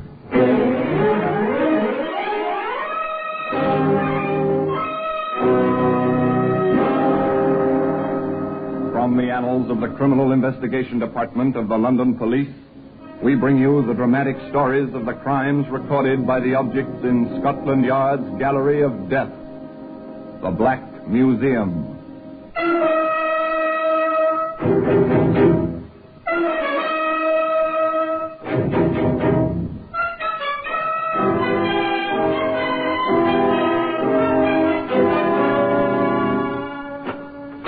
Here we are, the Black Museum. Scotland Yard's museum, a museum of murder. Here lies death, arranged in glass cases, lined along the shelves on the tables, larger objects standing on the floor. Over there's an old-fashioned trunk. Nothing in this trunk but some old clothes. The clothes led to a furnace. The things in the furnace led a man to the gallows. There's a teacup with saucer. Charming, graceful, real bone china. But the contents were deadly. Here we are. Here's the receipt I told you about. Settled, it says. Paid in full. 10 gallons of gas. From the evidence, Police Constable Matthews had anything but murder on his mind that very early morning, an hour before dawn, as he patrolled a quiet country road near his home in Essex. Summer must be almost over. Cold this time of morning. Not even false dawn yet. Nights are getting longer. Pleasant enough this tour during summer. Lonely a bit, I suppose. Gives a man time for thinking. What do I think about? Ellen and the breakfast she'll have for me.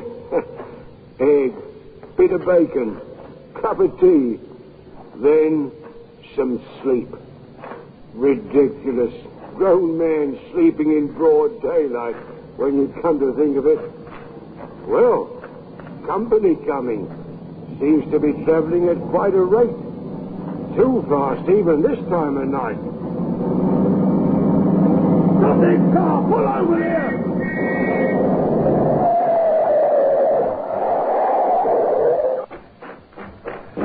I know that car. Never saw him drive like that before. Well, I must say, sir, you're going rather fast. Oh, what's the idea, Constable? I'm in a hurry. Yes. Oh, it seems.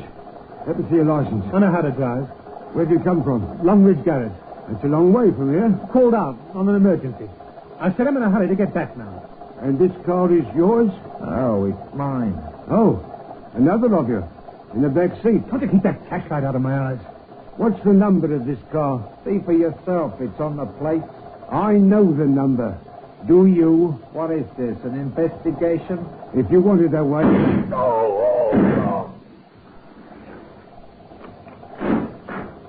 What are you doing? He's dead, all right. I'm making sure. No dead man keeps my face in his eyes. Now he's got no eyes. Hurry! We gotta get out of here.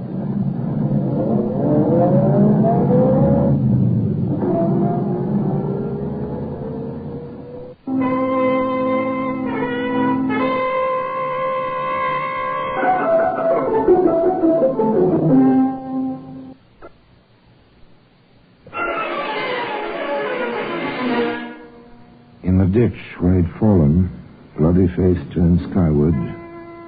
Policeman Constable Matthews didn't see the dawn. Later that morning, another man trudged along that Essex road, mail sack on shoulder, busy with his own thoughts, until... Good! It's Matthews. Or what's left of him. Oh, what a rotten way to die. Here, I'll have to get help. Help was very soon in coming. First the local police. Then the wires to London hummed with the word. Can you leave the body where it is? I expect so, Inspector. He won't worry about it, poor fellow. Very well. I'll be down from the yard as soon as I can get a car. Inspector Manson and Sergeant Wright left Scotland Yard, careening out of the gates on two wheels, and roared out of London and into Essex. They set a record reaching the scene of the crime. The two policemen, quiet in their plain clothes, asked the local constable to move the crowd of curious well back from the body. And the team from the yard went to work. A rotten killing, Inspector. Bad as I've seen. 4 bullets where one would have been enough. It looks like a cop hater, Inspector. Turned cop killer. Lift the head a moment. Right, sir. Oh, here they are. 2 slugs. 45. Went right through it. Well, we never had a chance. The angle of the cheek wound, sir. From below and to the side. Back seat of the car he stopped. Tire marks, Inspector? Right here. In the shoulder of the road. And deep enough for cast. Still holding his pencil. It's what we're all afraid of on traffic duty. What's your number and the shots. That's all. I still don't get the eyes, Inspector. Old story. Legend. When a criminal shoots a policeman, the criminal's image is supposed to be imprinted on the poor fellow's retinas. Just superstition. Let's go, Sergeant. Just superstition, but perhaps a mark, a clue, pointing to the habitual criminal. The police routine began. The tire marks were taken up in plaster casts. The bullets were turned over to ballistics. The search, the almost blind search, began. In the course of their duty, Inspector Manson and Sergeant Wright dropped in on the superintendent of the local police. Gee, the car's over my rounds. I can't afford to wait until the insurance company is satisfied, nor can my patients. I know you're busy, what with the murder and all that, but surely you can spare some time. What? Oh, Inspector Manson, come in. Sorry to intrude, sir, but the sergeant and I are about ready to go back to London. I see. This is Dr. Lewis, our resident practitioner. Doctor, Inspector Manson, and Sergeant Wright, Scotland Yard. How do you do? How do you do, sir? Scotland Yard. About the murder of that poor policeman. That's right, Doctor. And the doctor's car's missing. I've been explaining to him how he'd been tied up on the killing. Which, of course, I understand. But I need my car, gentlemen. I almost missed a berth last night. Came out of my house expecting to hop into my car. No car. About what time was that, sir? About 3 a.m. First time things like that's ever happened round here. I see. Rather interesting coincidence. Well, how's that, Inspector? One of the familiar patterns in our work is to have a policeman attacked when he stops a stolen car. By the Lord Harry.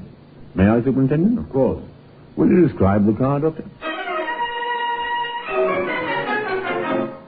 Within minutes, Sergeant Wright was on the telephone. All station alarm. Dark blue Morris sedan, number TW8529. Registered in the name of Dr. Robert... Within 6 hours, it had been abandoned in a London suburb. Dr. Lewis was taken for the automobile ride of his life. Sirens screaming, tires squealing. No time to waste. This your car, Doctor? It certainly is. Give it a going over, Sergeant. Yes, sir. Let's have a look inside, Doctor. Flashes on the outside of the door. Could be blood. Yes, it might very well be. You own a pistol, Doctor? Good heavens, no. Why? Cartridge case on the floor. Here. See it? 45 caliber.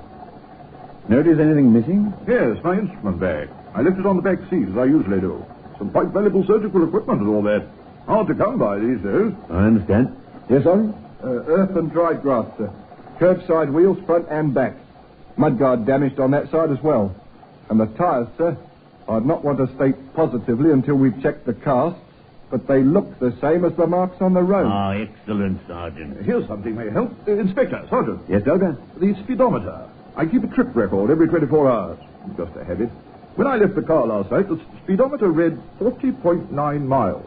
It's 84.3 now. And the car has come 43.4 miles. That may be quite a help to us, Doctor. Perhaps more than you realize.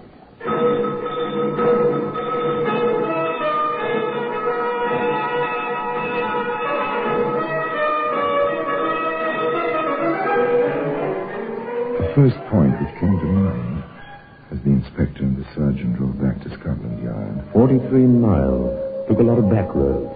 Whoever it was must be known. No fingerprints in the car either. And next, as the car turned into the yard, He must know Essex rather well. An angle worth working on.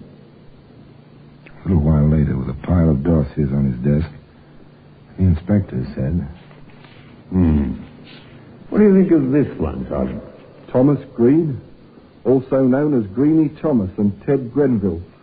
Convicted 1920, possession of firearms. Convicted fraud and forgery. Convicted car theft. So, known as operator garage in Eastwood, Essex. Alters stolen car. Knows Essex, doesn't he? He's a possibility, sir. Habitual. Fits the rest of the characteristics. Shall we have Mr. Green in, Sergeant? Yes, sir. Operator, hue and cry message to all stations. Photo for posting will follow shortly. Wanted for questioning, Tom Green, also known as Green. So far, so good. Maybe they were on the right track. Maybe not. The alarm went out. Out to every station house and crossroads in England. Every policeman from the south coast to the border of Scotland was alerted for Mr. Thomas Green, also known as Greenie Thomas, and so forth. Result? Nothing. No, not a sign. Not a trace. Here's something, Sergeant. Police in Lancashire picked up a fellow answering Green's description. He confessed to a burglary to prove he wasn't in Essex the night Matthews was shot. I imagine they know we don't like cop killers. No, they don't like cop killers. But they still had no trace of the suspect. None at all. For 7 long weeks.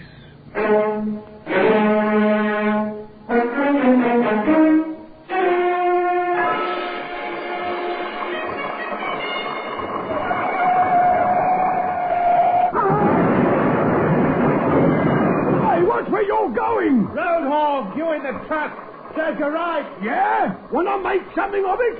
Hey, what's going on here? I'll have to report this, you know. This man forced me into the wall. Is that correct, sir? You're Green. There's an order out for you. Keep back, driver, or you'll get it too. What a dirty rotten. Get the number. Get the number of that car. I can't see. I got it, lad. GR5607. Well, today, as I told you, this receipt lies in its proper place. An honored place. In the Black Museum.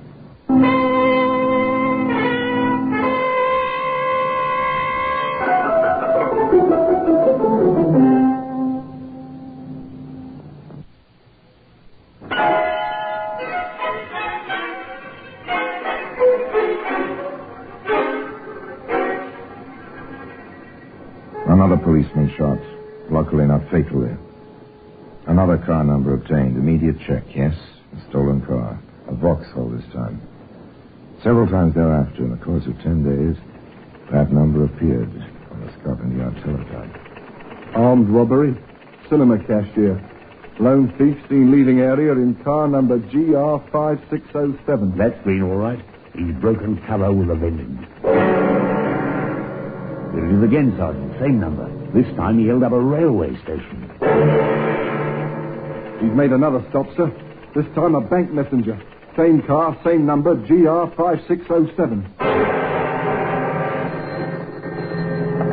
Inspector Manson here. Sergeant Wright, sir. Report from Sheffield. They've got the Vauxhall Green was using. He sold it to a used car dealer.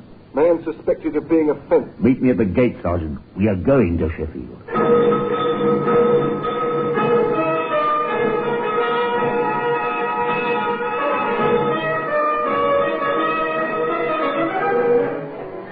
Constable Matthews was long gone, you know. Several weeks, in fact.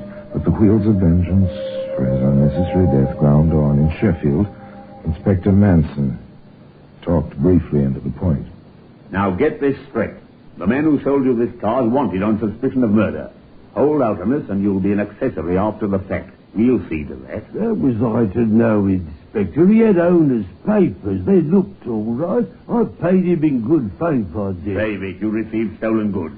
Now then, what do you know about this man? Nothing, sir, nothing. Tell him, Sergeant. You know plenty. We happen to have checked. You were associated with him in a garage business in Essex. Now talk. I'm honest. I didn't know nothing. He told me he got the Vauxhall through a garage he's interested in Battersea. You can't pin anything. Back to London. The chase seemed getting warmer. Outside the garage in Battersea, Inspector Manson and Sergeant Wright sat in their parked car and waited. Car coming this way, sir. The light's in the rear view mirror. I see it, Sergeant. Patience, Sergeant. He's only turning you. I caught his face in the light, sir. It's Green, all right. Chauffeur's outfit. Let's go. Take care. He's left the car on the ramp, sir. Yes. Probably going to change his clothes. Check the car, Sergeant. Side pocket of the door. Right, sir. A Webley 45, Inspector. Oh, 45. Let's get him. Listen a moment. He's in there. Take care of the door, Sergeant. Yes, sir. What's the meaning of this? What do you want? You, Green.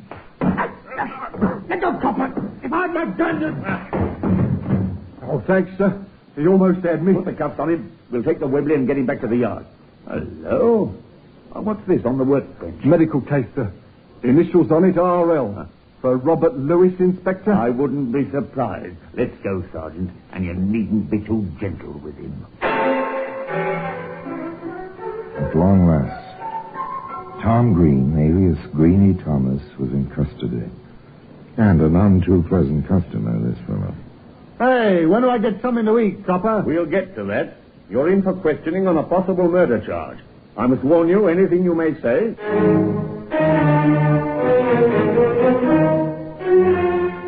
Where were you on the night of October 26th last? I was in London with my girl. What's more, she'll swear to it. Where did you get the revolver we found in the pocket of the car? I bought it from a sailor. Never got his name or number. We found another Webley in the doctor's case, Green. Where did you get that? I ain't talking. The first one's been certified as the gun that killed Constable Matthews. That's the gun you said you bought from the sailor in September. What? Oh, then I got them mixed up. Oh. Yeah, I must have bought the gun in the case from the sailor, and then when you say kill the copper, I picked up in November. So what? You got plenty of cops, haven't you, Inspector?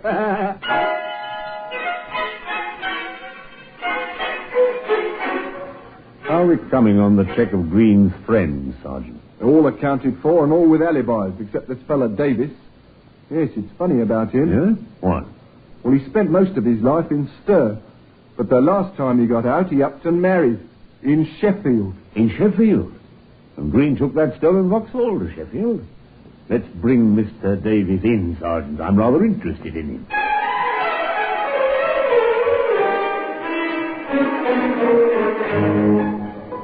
Once again, the two police officers drove their car in the direction of Sheffield. Along the road, they stopped at a service station.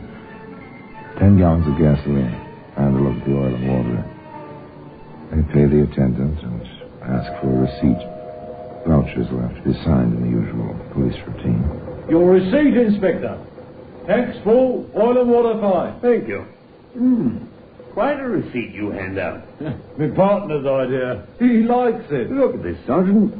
Stamped with a gallows, complete with corpse. And marked settled. Rather appropriate, eh?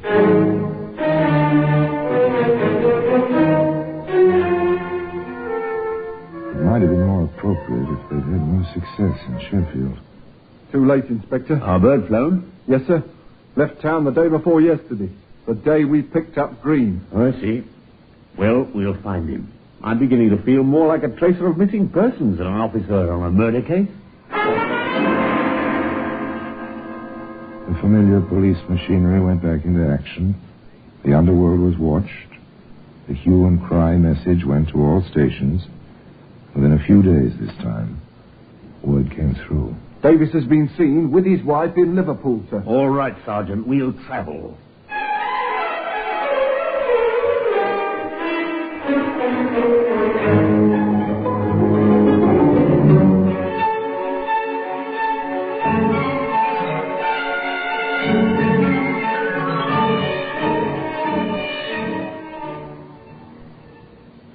In Liverpool, they found the hideout well watched.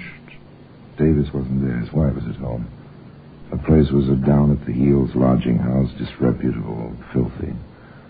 Inspector Manson made a decision. We'll wait for him outside, Sergeant. I found that most men will put up a much harder struggle when their women are present. So they waited. Waited in the dark, shabby street. Far off, they could hear the foghorns of the ships in Liverpool's busy roadstead. Eerie noise they make, isn't it? I don't mind it. Seems, friendly. It depends, sir. Hey, someone just passed the 2nd Street lamp. Down that way, sir. Don't show yourself. Wait until he passes under the next one. We can be sure then. That's our man. When he's closer, Sergeant. Right, sir. All right, Davis, please come quietly. Would you stay away from me? I said come quietly, Davis. Cooper, why? Look me and don't take me. Look! My wrist, you broke my wrist. Never point a gun at a police officer, Davis. He'll come quietly now, Inspector. They were quite a pair. Defiant, snarling Tom Green. Moaning, whining Davis. The inspector knew he had Green on the evidence, but the 2 bullets that had been fired from the back seat of the car were unexplained, except by the presence of a second man. Was Davis the man? How to prove it? You haven't satisfied us, Davis. You've told us Green asked you to manage his garage. That's right. I don't know nothing about October the 26th. We think you do. Were you with Green that night? I was with my wife. And Green says he was with his girl. Did you shut up the garage? No. Yes, I did. No business that night, anyway. Yes, son? A note for you, sir. Thank you. I see. Thank you. All right, Davis. Green's talked. There's nothing to talk about. He says you pulled the trigger. He says he was already in gear, and Ridgway was going to let you go when you fired from the back seat. The cop had his foot on the running board. I never did a thing. Nice timing, Sergeant. I think you'd better talk, Davis. You're foraged in any case. Speak up, man. What? Yeah. Sure, I was with Green that night. We picked a car to swipe down there in that Essex village. A doctor's car. We had to work fast. A dog started barking. We pushed the thing from in front of the house and got in. Greenie was driving. We'd have been fine, but that dumb cop had to stop us. He knew the car. Thought it was the doctor. But I didn't kill nobody. It was Greenie. All the way it was Greenie. I never killed nobody. Nobody. I tell you, I didn't kill nobody. Nobody. All finished, Davis? Would you like to see the note Sergeant Wright handed me? No, I don't want to look. A receipt, Davis, for 10 gallons of petrol, stamped with a gallows and marked settled. And today, as I told you, that receipt can be found in a place of special honor in the Black Museum.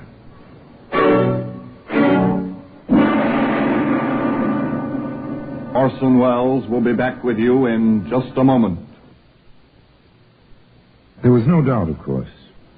From the angle of the wounds in Constable Matthews' face, it was clear that at least 2 bullets had been fired from the back seat of the stolen car.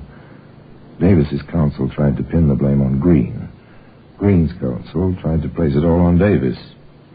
The jury found both men guilty, and both were sentenced to hang. Green tried to cheat the gallows, hiding a razor blade in his cell and cutting his wrists one night. But the guards discovered this in time, and the trap fell twice one morning. So the case of Constable Matthews was marked settled. And now, until next time, till we meet again in the same place, and I tell you another story of the Black Museum, I remain, as always, obediently yours.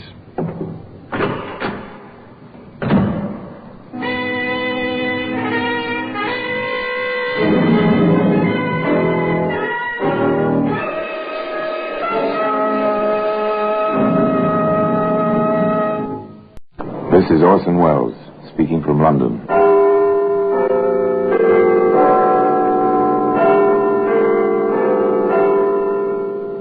The Black Museum.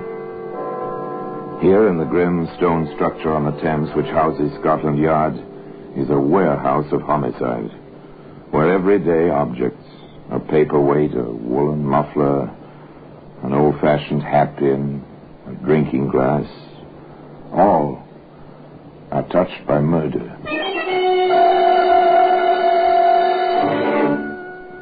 Here's a bit of frosted glass. It's a familiar object. You've seen such glass before in the upper panels of the doors of older houses, and perhaps the one in which you live. Let in more light, the owner used to say. One man climbing to his old-fashioned apartment said to his son, Hello, what's this? Glass on the landing? From the door, Dad. It looks like the frosted panel fell out. Yes, and pretty jaggedly. Be careful, son. Those shards are sharp. Well, today the glass shards can be seen in the Black Museum.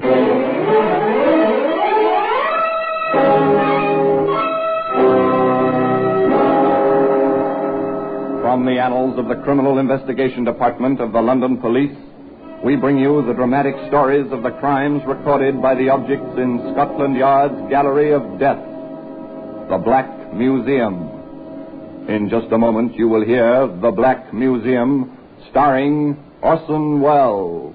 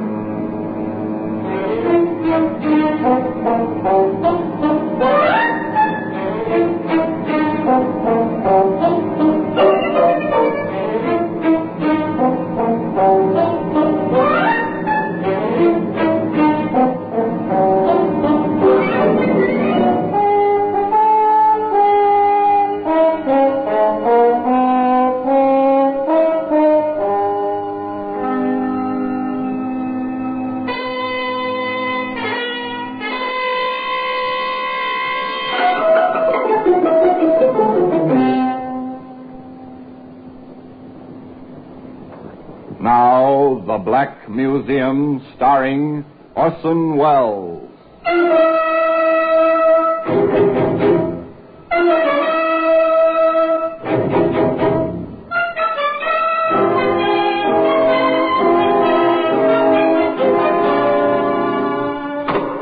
And here we are, the Black Museum. Scotland Yard's Museum of Murder. Yes, here lies death. And here's a pacifier, nippled end, ivory ring. This in the Black Museum, yes, because it seems there was a will. And where there's a will, there's a way. even to infanticide. Here's a pair of andirons. Brass, graceful in pattern, clean in execution. Observe the shining brass of this one, the ugly blotch on the other. A woman is pushed violently. Her head strikes with malice aforethought. This was murder. Nice, here we are, the glass shards. They're sharp, pointed. Dangerous to life and limb, even in themselves. Here they are, glistening, gleaming in their whitely frosted danger. Once they were part of a whole. The glass panel, as I told you, of an apartment door. But we'll come to that. Let's begin this tale with the ringing of a doorbell.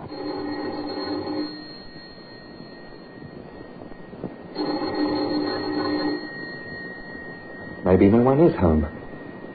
Well, we'll try again. Sorry to have kept you waiting. Sorry to have disturbed you, ma'am. I've been sent looking for a chauffeur.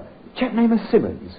There's no one here by that name. And I can tell you, sir, there's no one by that name being in this neighbourhood. Well, not in my memory, and I've lived here about now on 20 years. Oh, well, thank you, ma'am. Garage really works. The Beacon, it's called. Well, they'll have to find another errand boy if they can't give me better steers than this. Well, good day, ma'am. Good day. That's a bit strange. There's no Beacon garage in this neighbourhood. Of course, this was not a neighborhood for garages and items of that sort. This was strictly residential. Mostly semi-detached houses with a bit of garden and an occasional block of apartments, or flats as they're still called in London.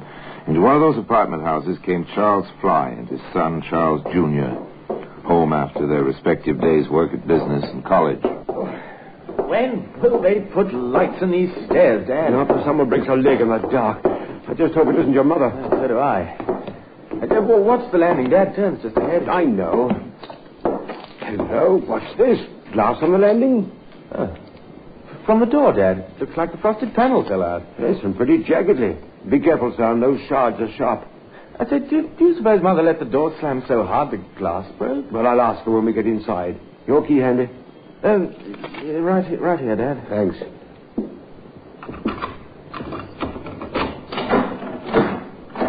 Funny, I've never known your mother to use the chain on the door in her life. Oh, with the glass broken like that? What good's the chain? I can reach in and slip off the chain from here through the broken glass. Dad, there's someone in there. Oh, your mother, probably.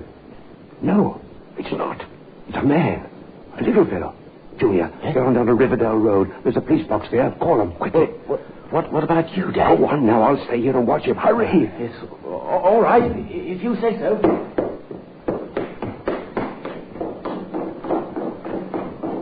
Chain's off now. Why not? He's only a little fellow. Here now, what are you putting in my suitcase? You shouldn't have come in, Governor. It won't do you a bit of good. I'm leaving with your suitcase and what I've packed in it. Stop it, bag. I can handle you.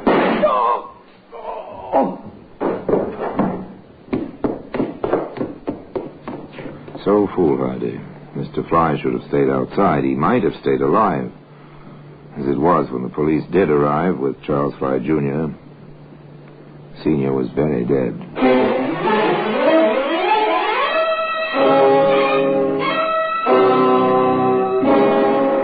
The call to Scotland Yard was automatic after that. Inspector Howard proceeded with the preliminary questioning as his technical experts combed the apartment. I know you had quite a shock, my boy, but we need your help, and right now. I'll try my best, Inspector. We've checked the apartment. The intruder, whoever he was, had packed a suitcase and was about ready to leave. It's Dad's own. It was his suitcase. All right.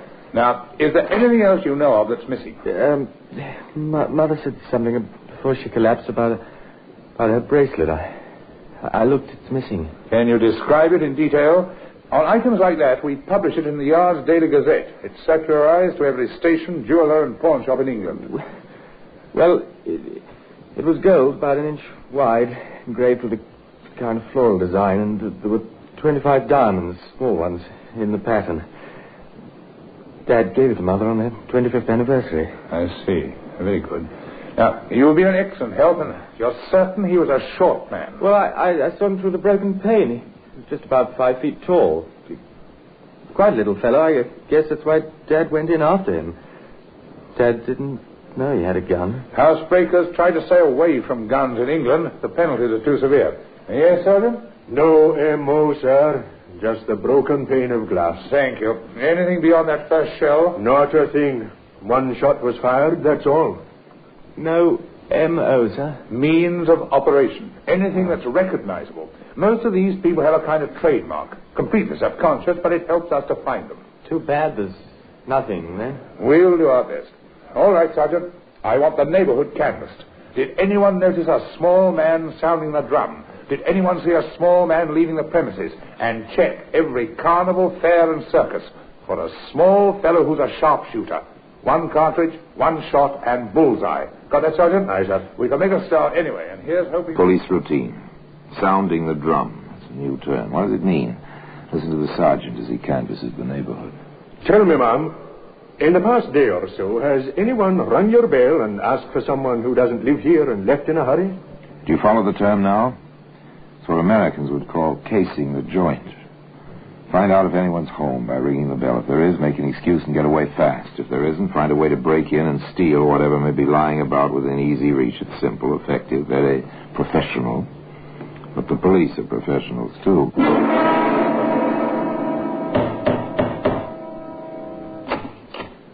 Excuse me, sir. I'm from the CID. Sergeant Gordon, my credentials. Oh, what's up? I'm making inquiries to see if anyone's called at your house in the past few days. What? Oh, no. We've all been away the past 2 weeks. We only got back today. Oh, well, thank you then. Sorry to trouble you.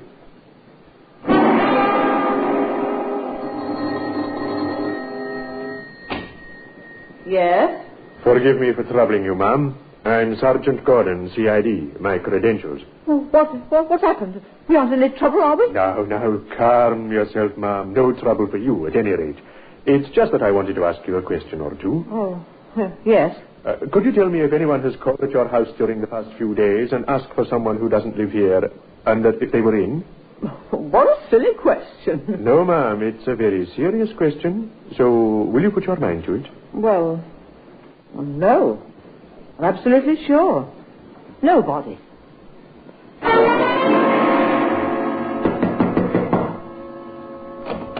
Yes? Sergeant Gordon, CID. My credentials. Yes? Has anyone rung your bell in the past few days and asked for someone who doesn't live here? No. Thank you.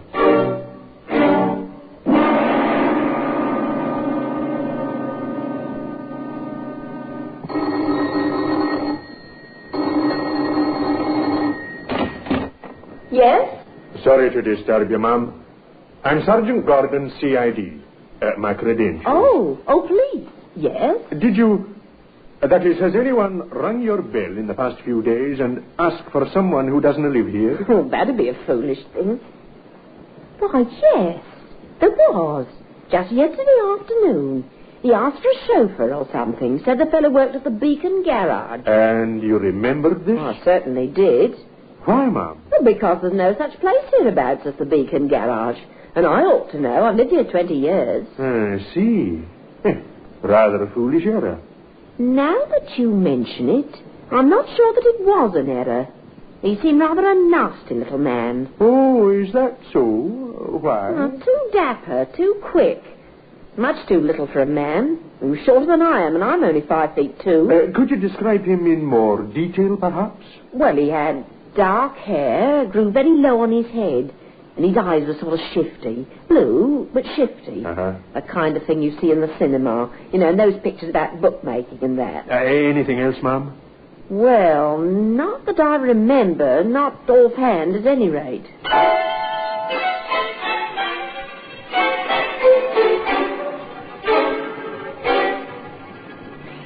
Now, 2 people still living have seen this little man, the dead man's son, and the woman at whose door he sounded the drum.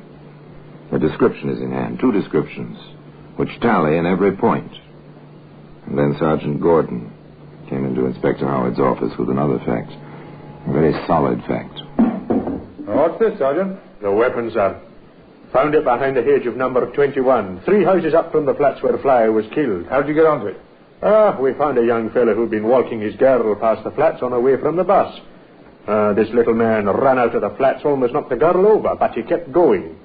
Our young fellow turned round to protest, Saw him throw something over the hedge. We looked. There it is. Ah, nasty little gun. Well, shell jammed in the chamber. Oh, no wonder he fired only one shot. But he pulled the trigger twice. Well, we can drop our search in the circuses, Sergeant. I doubt if this fellow is the sharpshooter we thought he was.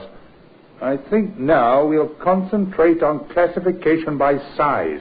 Shall we get to it, Sergeant? We seem to have our work cut out for us again. Surely the picture takes shape. Dim at first, as if seen through frosted glass. Like the glass shards to be seen today in the Black Museum. In just a moment, we will continue with The Black Museum, starring Orson Welles.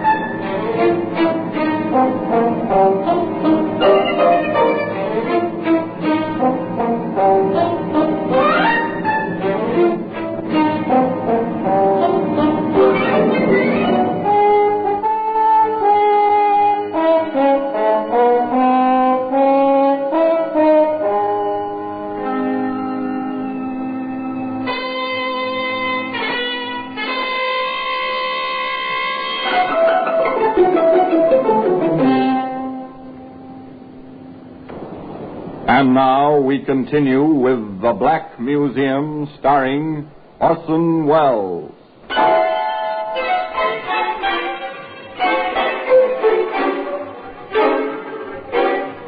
Again, it's compounded of hard work, good police training, and a little luck. They start with nothing, this time with a wrong theory that their man is a sharpshooter. They have to abandon this, and they start fresh with the dullest and therefore the hardest kind of police routine. Checking the files. He's a little man. Everyone's agreed on that. Ask Criminal Records to send us the dossiers on every man we have on file under 5 feet 2 inches in height. Carefully, the inspector in charge and his sergeant comb through these dossiers, and finally, by reason of cross-checking, this one in jail at the moment of the crime, that one in some other part of the country, others with perfect alibis, the list of little fellows is reduced to 4. You take these two, Sergeant. I'll work over the others. Anything that rings a bell, the smallest detail. Yes, sir. For over an hour, the two men are silent, reading, thinking, trying to relate something in the files to the facts that they already have. And then they exchange dossiers and start again. By this time, the lamps are lighted. The Thames flows like black glass outside the window of the inspector's office. All at once. I may have something, sir. Which file? Larry Mason. His nearest relatives, an uncle and an aunt, are recorded here as living in Beacon Road. Does that mean anything to you, Sergeant? It doesn't to me. You'll see it in my report in passing, Inspector. When I talked with the woman who'd seen the fellow sounding the drum, he told her the chauffeur he was looking for worked at the Beacon garage. Oh. And she made quite a fuss over the fact that there is no such garage in the neighborhood. She was quite emphatic about it. Ah, interesting. Let me see the description. I see. 5 feet 1.5 inches, the smallest of the lot. Beacon garage, eh? And relatives on Beacon Road. Not important, perhaps. And yet, all important, as the inspector thought it through. We'll say a man needs a false name at a sudden moment.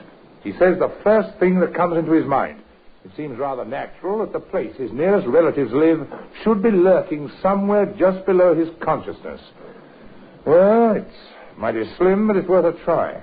And having decided it was worth a try, Inspector Howard and Sergeant Gordon set out to trace their prime, if tiny, suspect. Mason? Yes, he lived here. Oh, lived? You mean he's left? He didn't leave. What then, Mum? Did he die? He could have, for all I care. I threw him out. Didn't pay his rent for 3 weeks. I can't afford deadheads, I can't. Have you any idea where he's gone? No. What's more, I don't care. Next point of inquiry was the Beacon Road address and Larry Mason's uncle. About your nephew, Mr. Mason. What about him? Have you any idea of his whereabouts? Who wants to know? My name is Howard, Inspector, Scotland Yard. In trouble is he again? We are not certain yet. He may be. We'd like to talk to him. Well, if you find him, I'd like to talk to him too. Long enough to tell him not to come round for me for help. Sergeant Gordon visited the pubs and hangouts where Larry Mason had been known to spend his time. In one of them, he found a friend of Mason's. Larry? I ain't seen him in a long time. Not since he was sent away for breaking and entering. He hasn't been round at all. And I can't say I'm sorry. No? Why not, friend? He worked for me when I had my license and was making a book legitimate. He was my clerk, see? Then one day he walks off, just like that, with 10 quid. I don't expect to see him again. He knows that little job cost me my license. And he knows what'll happen to him if he shows his face in here again.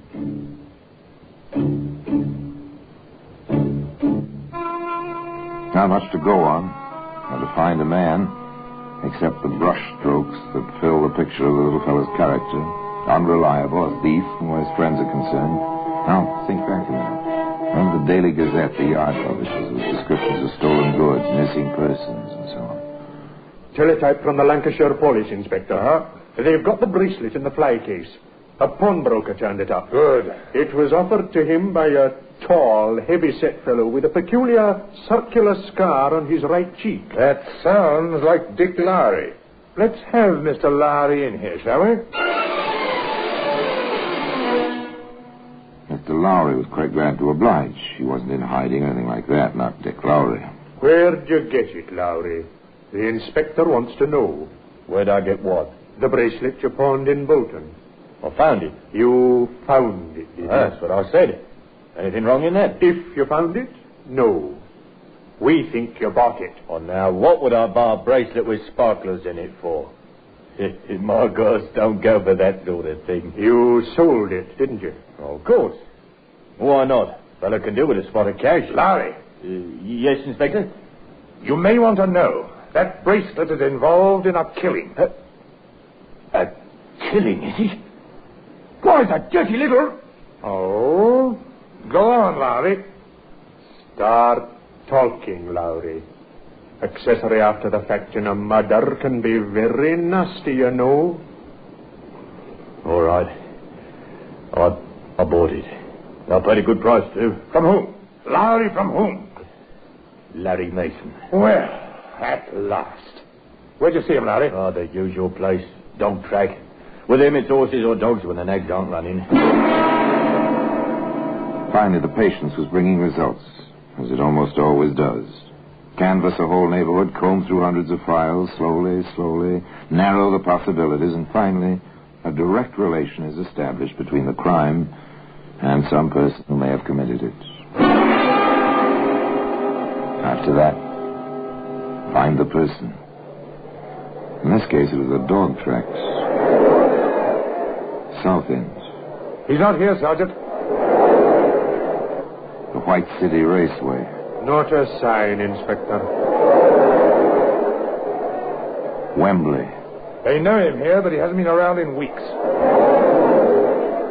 And back to South End. No luck again, sir. No luck is right. Tell me, Sergeant, do you suppose a pint of ale will help our patients any?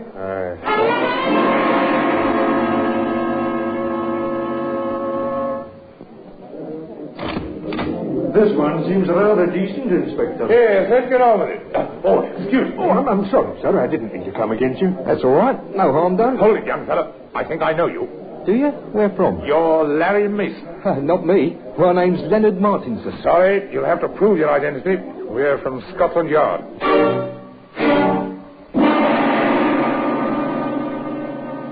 A twist of luck, a turn of chance. Two weary policemen in search of a relaxing moment run across the killer they've been hunting for weeks.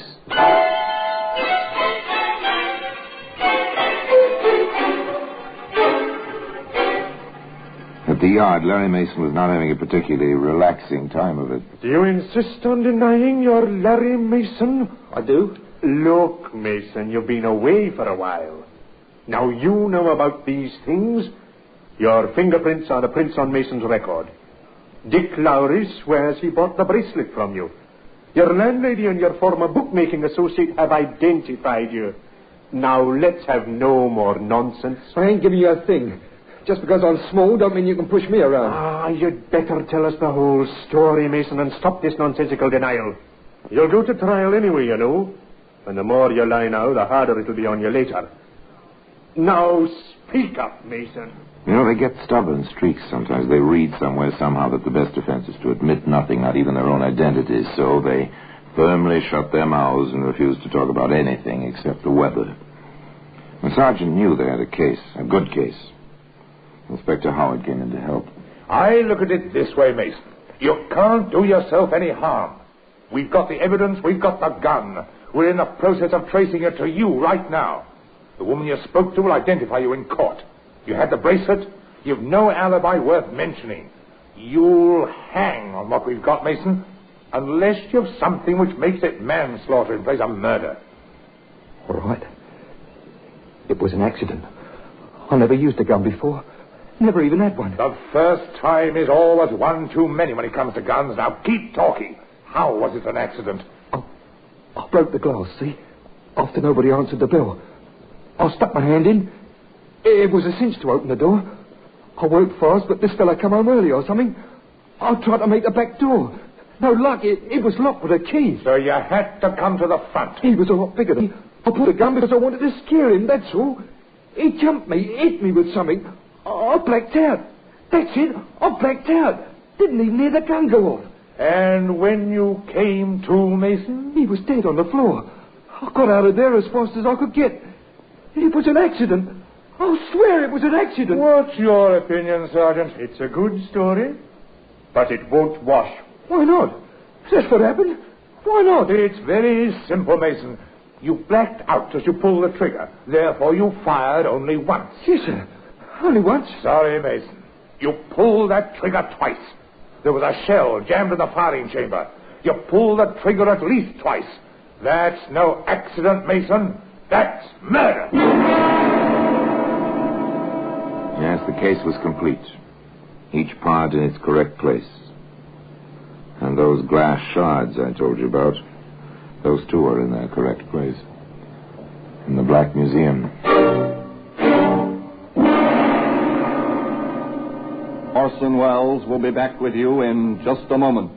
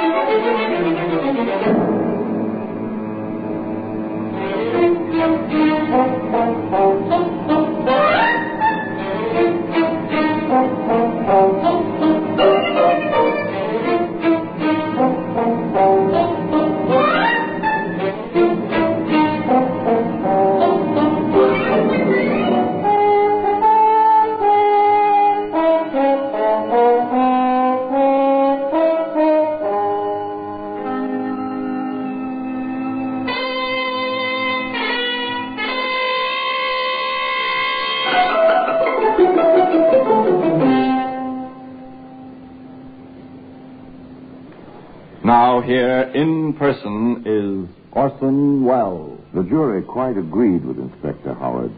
That was no accident. And so in due course, little Larry Mason, the bookie's clerk who made the fatal error of carrying a pistol, went the way of most murderers at 8 o'clock one summer morning. Larry Mason's luck had run out, or had it. It was reported, you see, that as he walked to the scaffold with its 13 steps and waiting rope, Mason murmured to his guards, they had to do this now on June 6th, Derby Day, and me with a few shillings riding on Armstrong in a big race. Curiously, although Mason wasn't available to collect on his bet, Armstrong was the winning horse at 53 to 1. And now until we meet next time, we'll meet in the same place, and I tell you another story about the Black Museum. I remain, as always, obediently yours.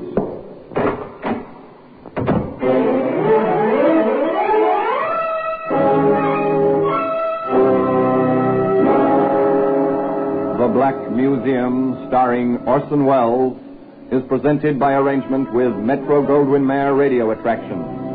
The program is written by Ara Marion, with original music composed and conducted by Sidney Torch. Produced by Harry Allen Towers.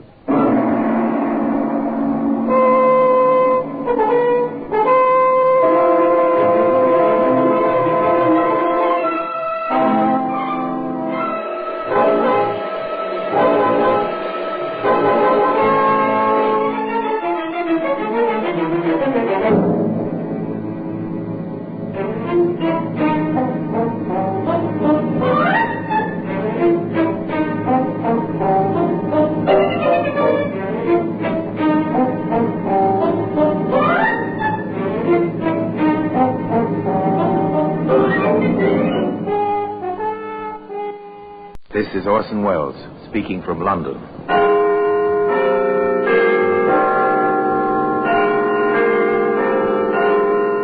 The Black Museum. Here in the grim stone structure on the Thames, which houses Scotland Yard, is a warehouse of homicide, where everyday objects, a picture frame, a coat hanger, a file folder, a baby buggy, all are touched by murder.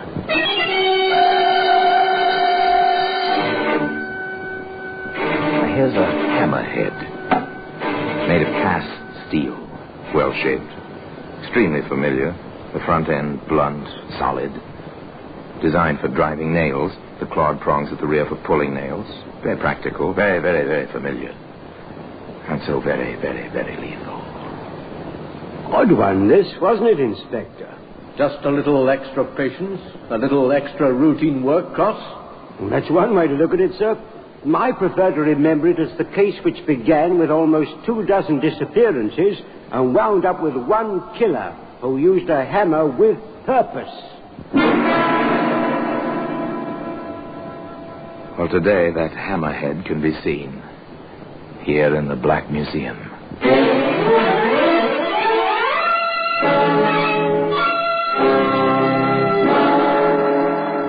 From the annals of the Criminal Investigation Department of the London Police, we bring you the dramatic stories of the crimes recorded by the objects in Scotland Yard's Gallery of Death, the Black Museum.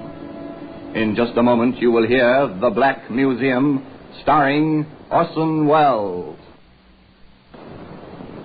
Now, The Black Museum, starring Orson Welles.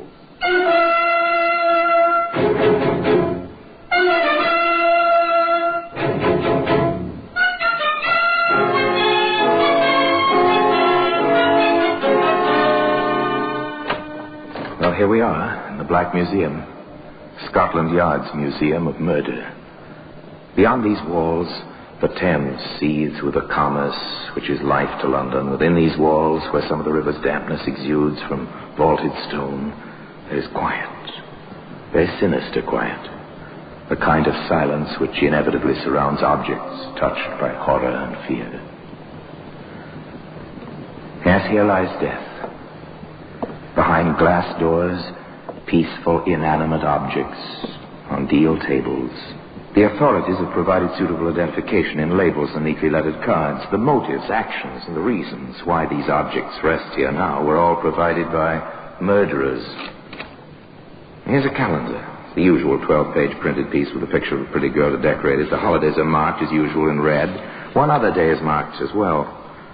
The day and date of a murder. Strangely, that red circle led to capture and conviction, of course, to execution. Now, here we are. Here's the hammerhead I told you about. It's an efficient tool. It's hammerhead, type used by generations of carpenters, by millions everywhere for work around the house. Hardly a home is without one. And one would expect that a story involving such a tool would begin in somebody's home. On the contrary, this tale begins in the direct antithesis to a home. It begins in a London railroad station. Let me have my bag, will you? Yes, sir. Your check, please. Right you are. Thank you, sir. Here it is, sir.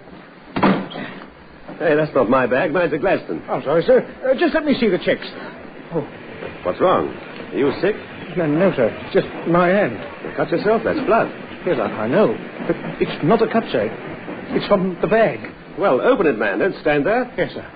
It doesn't seem like much of a lock on it, sir. Oh. What does one do now, sir?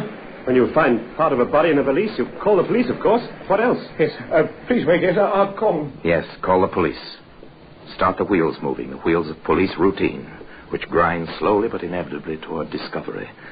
In this particular situation, the call led eventually to the office of Inspector Church at the yard. Information Cross. The contents of that valise at Charing Cross belong to a torso found in Brighton. Another one in Brighton, sir? Number 23. 23 girls missing. Just unreported. Photos available, sir? In most cases. Here's the assembled composite of the latest. Pretty little thing. To wind up so widely separated as London and Brighton. Here's the setup for now. I'm assigning a man individually to each case. Identify any found bodies, trace the known missing. I'm taking Daisy Baker myself. You'll take over here, and all the information will channel through you. Very well, sir. Why the Baker girl for yourself, sir? Oh, she is, or was, the common-law wife of Jamie Marsden. That one. Remember him? Oh, picked him up in his first conviction myself. Rather a long record, hasn't he, sir? All petty crimes, short sentences. In any case, the Baker woman's been reported missing by her sister. It might be worth a trip to see the sister. Her name is Crandall, Ruth Crandall. Before I drop in Marsden, I think I'll visit the lady. A routine call to inquire the reasons for a woman's worry about her missing sister. Inspector Church found Ruth Crandall at home. So, when I planned to go down to stay with Daisy, well, to see her anyway, and the wire came, well, you see how it is, Inspector. May I see the wire, Mrs. Crandall? Yes, I have it just here, in the desk. Yes, here it is. I see. Going abroad. Good job. Sail Sunday. Will write. It doesn't tell us very much, does it? I tried to call. Her husband, well, he wasn't very cooperative. He said she'd upped and packed her things and told him she was bound for Paris for a dancing job. Oh, Miss Baker is a dancer? That's how it was she was living in Brighton. She was in some show down there. And you feel something is wrong? Definitely. I don't know exactly why, but... well, you see, the wire doesn't even say love. And that makes it seem strange, too, doesn't it, Inspector? Perhaps, Mrs. Crandall. And you've no other information, nothing you can put your finger on? No. Except, of course, that I hadn't heard from Daisy since the wire came.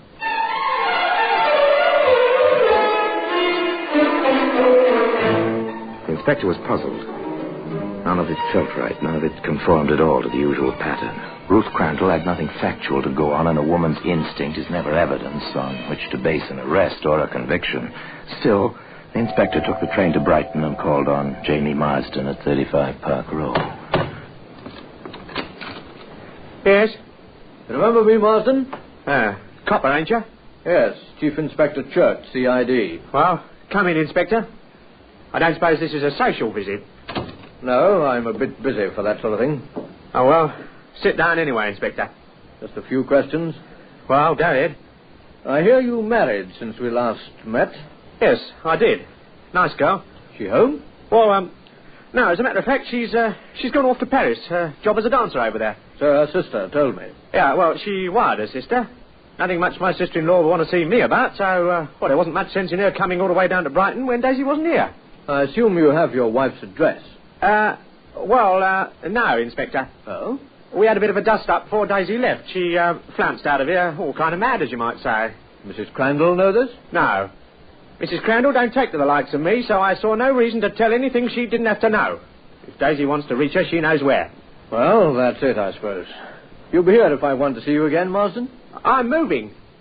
3 rooms is a bit large for me, seeing as I was on my own these days. The new place is at Maitland Street, number 26. It's a good bit cheaper, more suited to my means. A check of the habitual haunts and acquaintances of Daisy Baker drew another blank. Some had heard she'd gone off to Paris. No one knew where. Meanwhile, the reports on other missing girls were equally discouraging. That's the lot, eh, Cross? That's the lot, sir. When another missing one reported, makes an even 2 dozen, sir. Have they tried the picture of the girl we found in Charing Cross on this new report? Not the same girl, sir. Too bad. No luck with Marsden, I presume? No luck at all. Edgy sort of fellow, that one. Yes, he ought to be. He's much too familiar with us, and he knows it. Well, there's no help for it.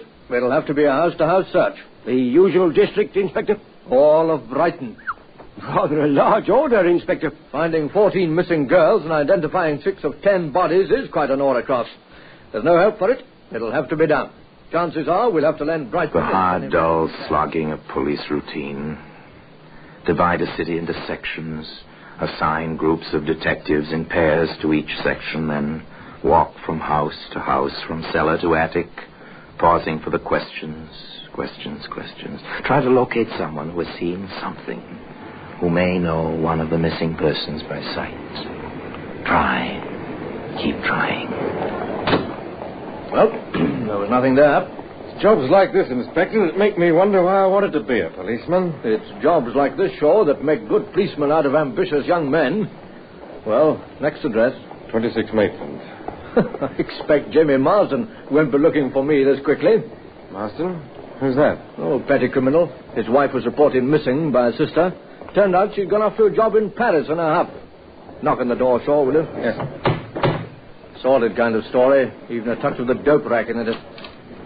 Yes? My credentials. CID. Also a search warrant. Well, your men certainly didn't waste any time. Please come in. Waste any time? Yeah, I called the police about 5 minutes ago. They said they'd sent someone over. Are you the landlord? I am, Inspector. Well, we're here on a matter of our own. However, what's the trouble? Notice anything, sir?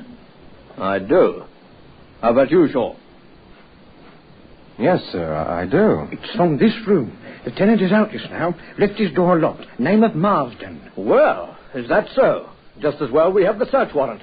Try your shoulder on that door, Shaw. Yes, sir. Oh. We've never had anything like this before, sir. There's nothing much here unless it's on the walls. There's a trunk in the closet, sir. Drag it out. Cut those cords. Yes, sir. Good Lord. May I stay outside, Inspector? Yes, of course. I wonder Marsden isn't home. Well, Daisy Baker didn't go to Paris after all. Took quite a beating, didn't she? Looks like a blunt instrument did the job. Call headquarters, Shaw. Pick up order for Jamie Marsden.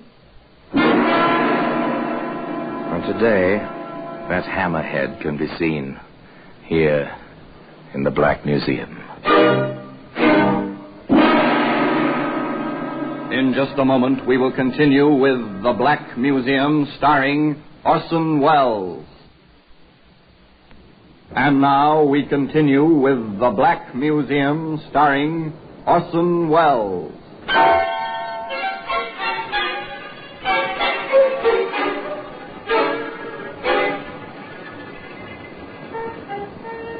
The wires were alive with the search for Jamie Marsden.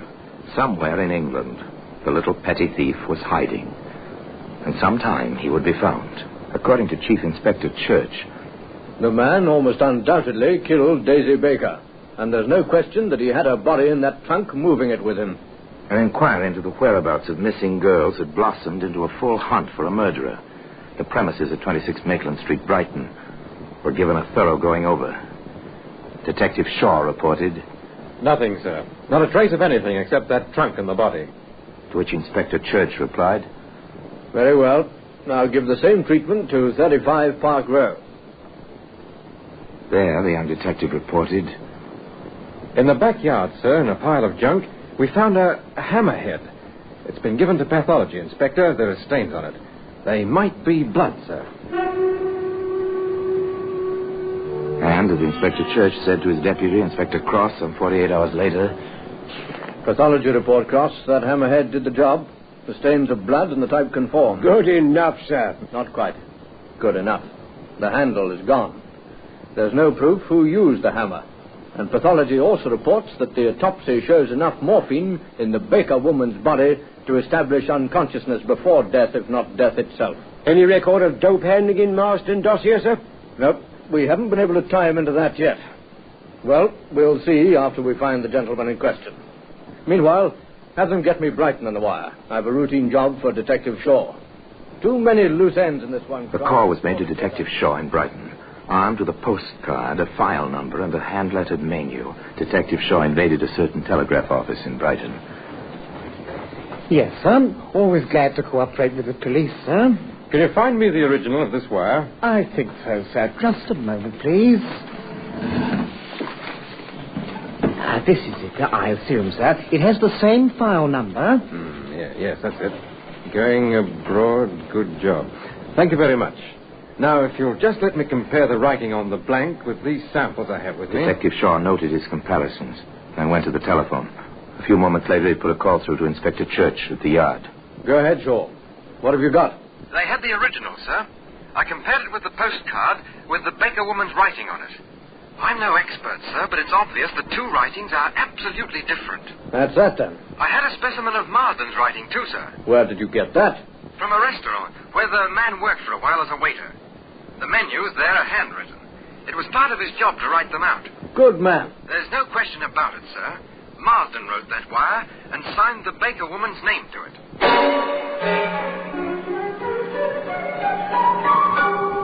Another link in the chain rapidly forging itself around Jamie Marsden. But still, no Jamie Marsden. Every policeman in England's carrying the man's picture and descriptions up. How long is it going to take to bring the picture and the man together? Not too long, Inspector. In fact, within 24 hours.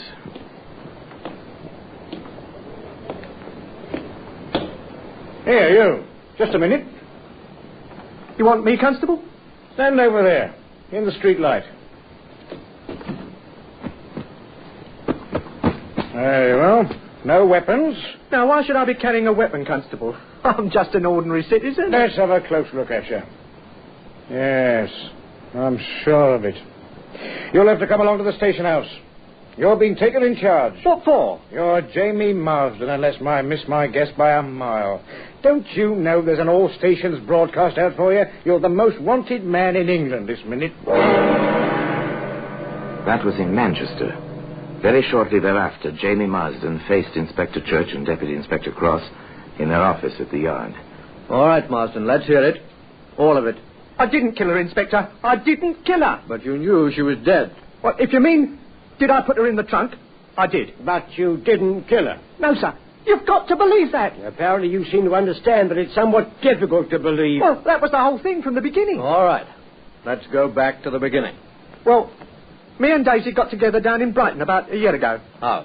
Oh, she was dancing in a coot show and I was barking a booth a little way up the sidewalk. Well, sort of got into the habit of meeting her after closing time. Then, well, we reckoned that two can live as cheaply as one, so, well, we put in together and started housekeeping. Were you pushing any of the stuff her way? I didn't know she was on the stuff. No, not for months.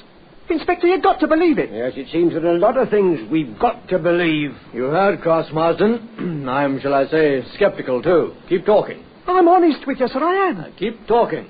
Well, Daisy's sister came to visit. We didn't get along. If I'd have killed anyone, it'd have been that sister. What she came for, except to be nasty and snoop, I don't know. Back to the story, Marsden. Yeah, all right, sir. Well, like I was saying, we got together and everything was fine. We had a couple of fights, but, nothing much. Then Daisy said as our sister was coming down again. I got real mad. I slammed the door. You didn't slam Daisy. I may have cuffed her a bit, sir. Nothing serious. Anyways, I went out, and I stayed out for a couple of hours. I come back, and the place was awful quiet, and I thought, well, maybe Daisy had gone out or taken a shot or two or something. I walked into the bedroom. That was at 35, where we had the 3 rooms. You walked into the bedroom and let her have it, right, Marsden? No, sir, wrong. She had it. Oh, it was awful, Inspector. She was real bashed up, she was. Why didn't you call the police? Me? With my record?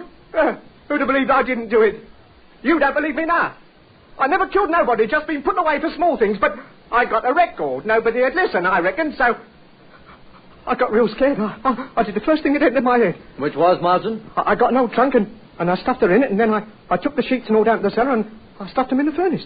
Well, the rest you know, Inspector, and that's the truth, so help me. What did you do with the hammer, Marsden? Hammer? Oh, what hammer, Inspector? The one you bashed her with, Marsden, the hammer that killed her. I don't know about no hammer. I didn't kill her nor nobody. I didn't kill her, Inspector, and that's the truth.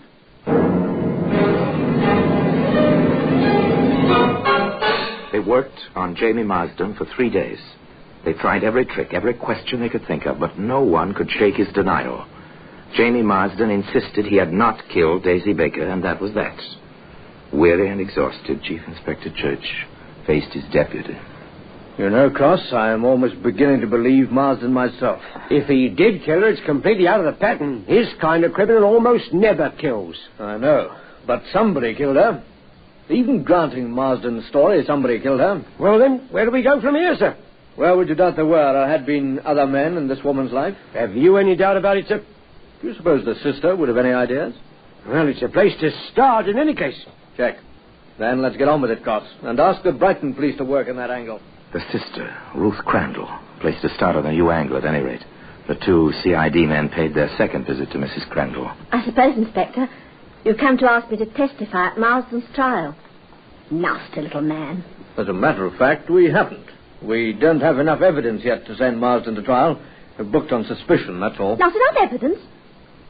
Oh, hardly seems possible.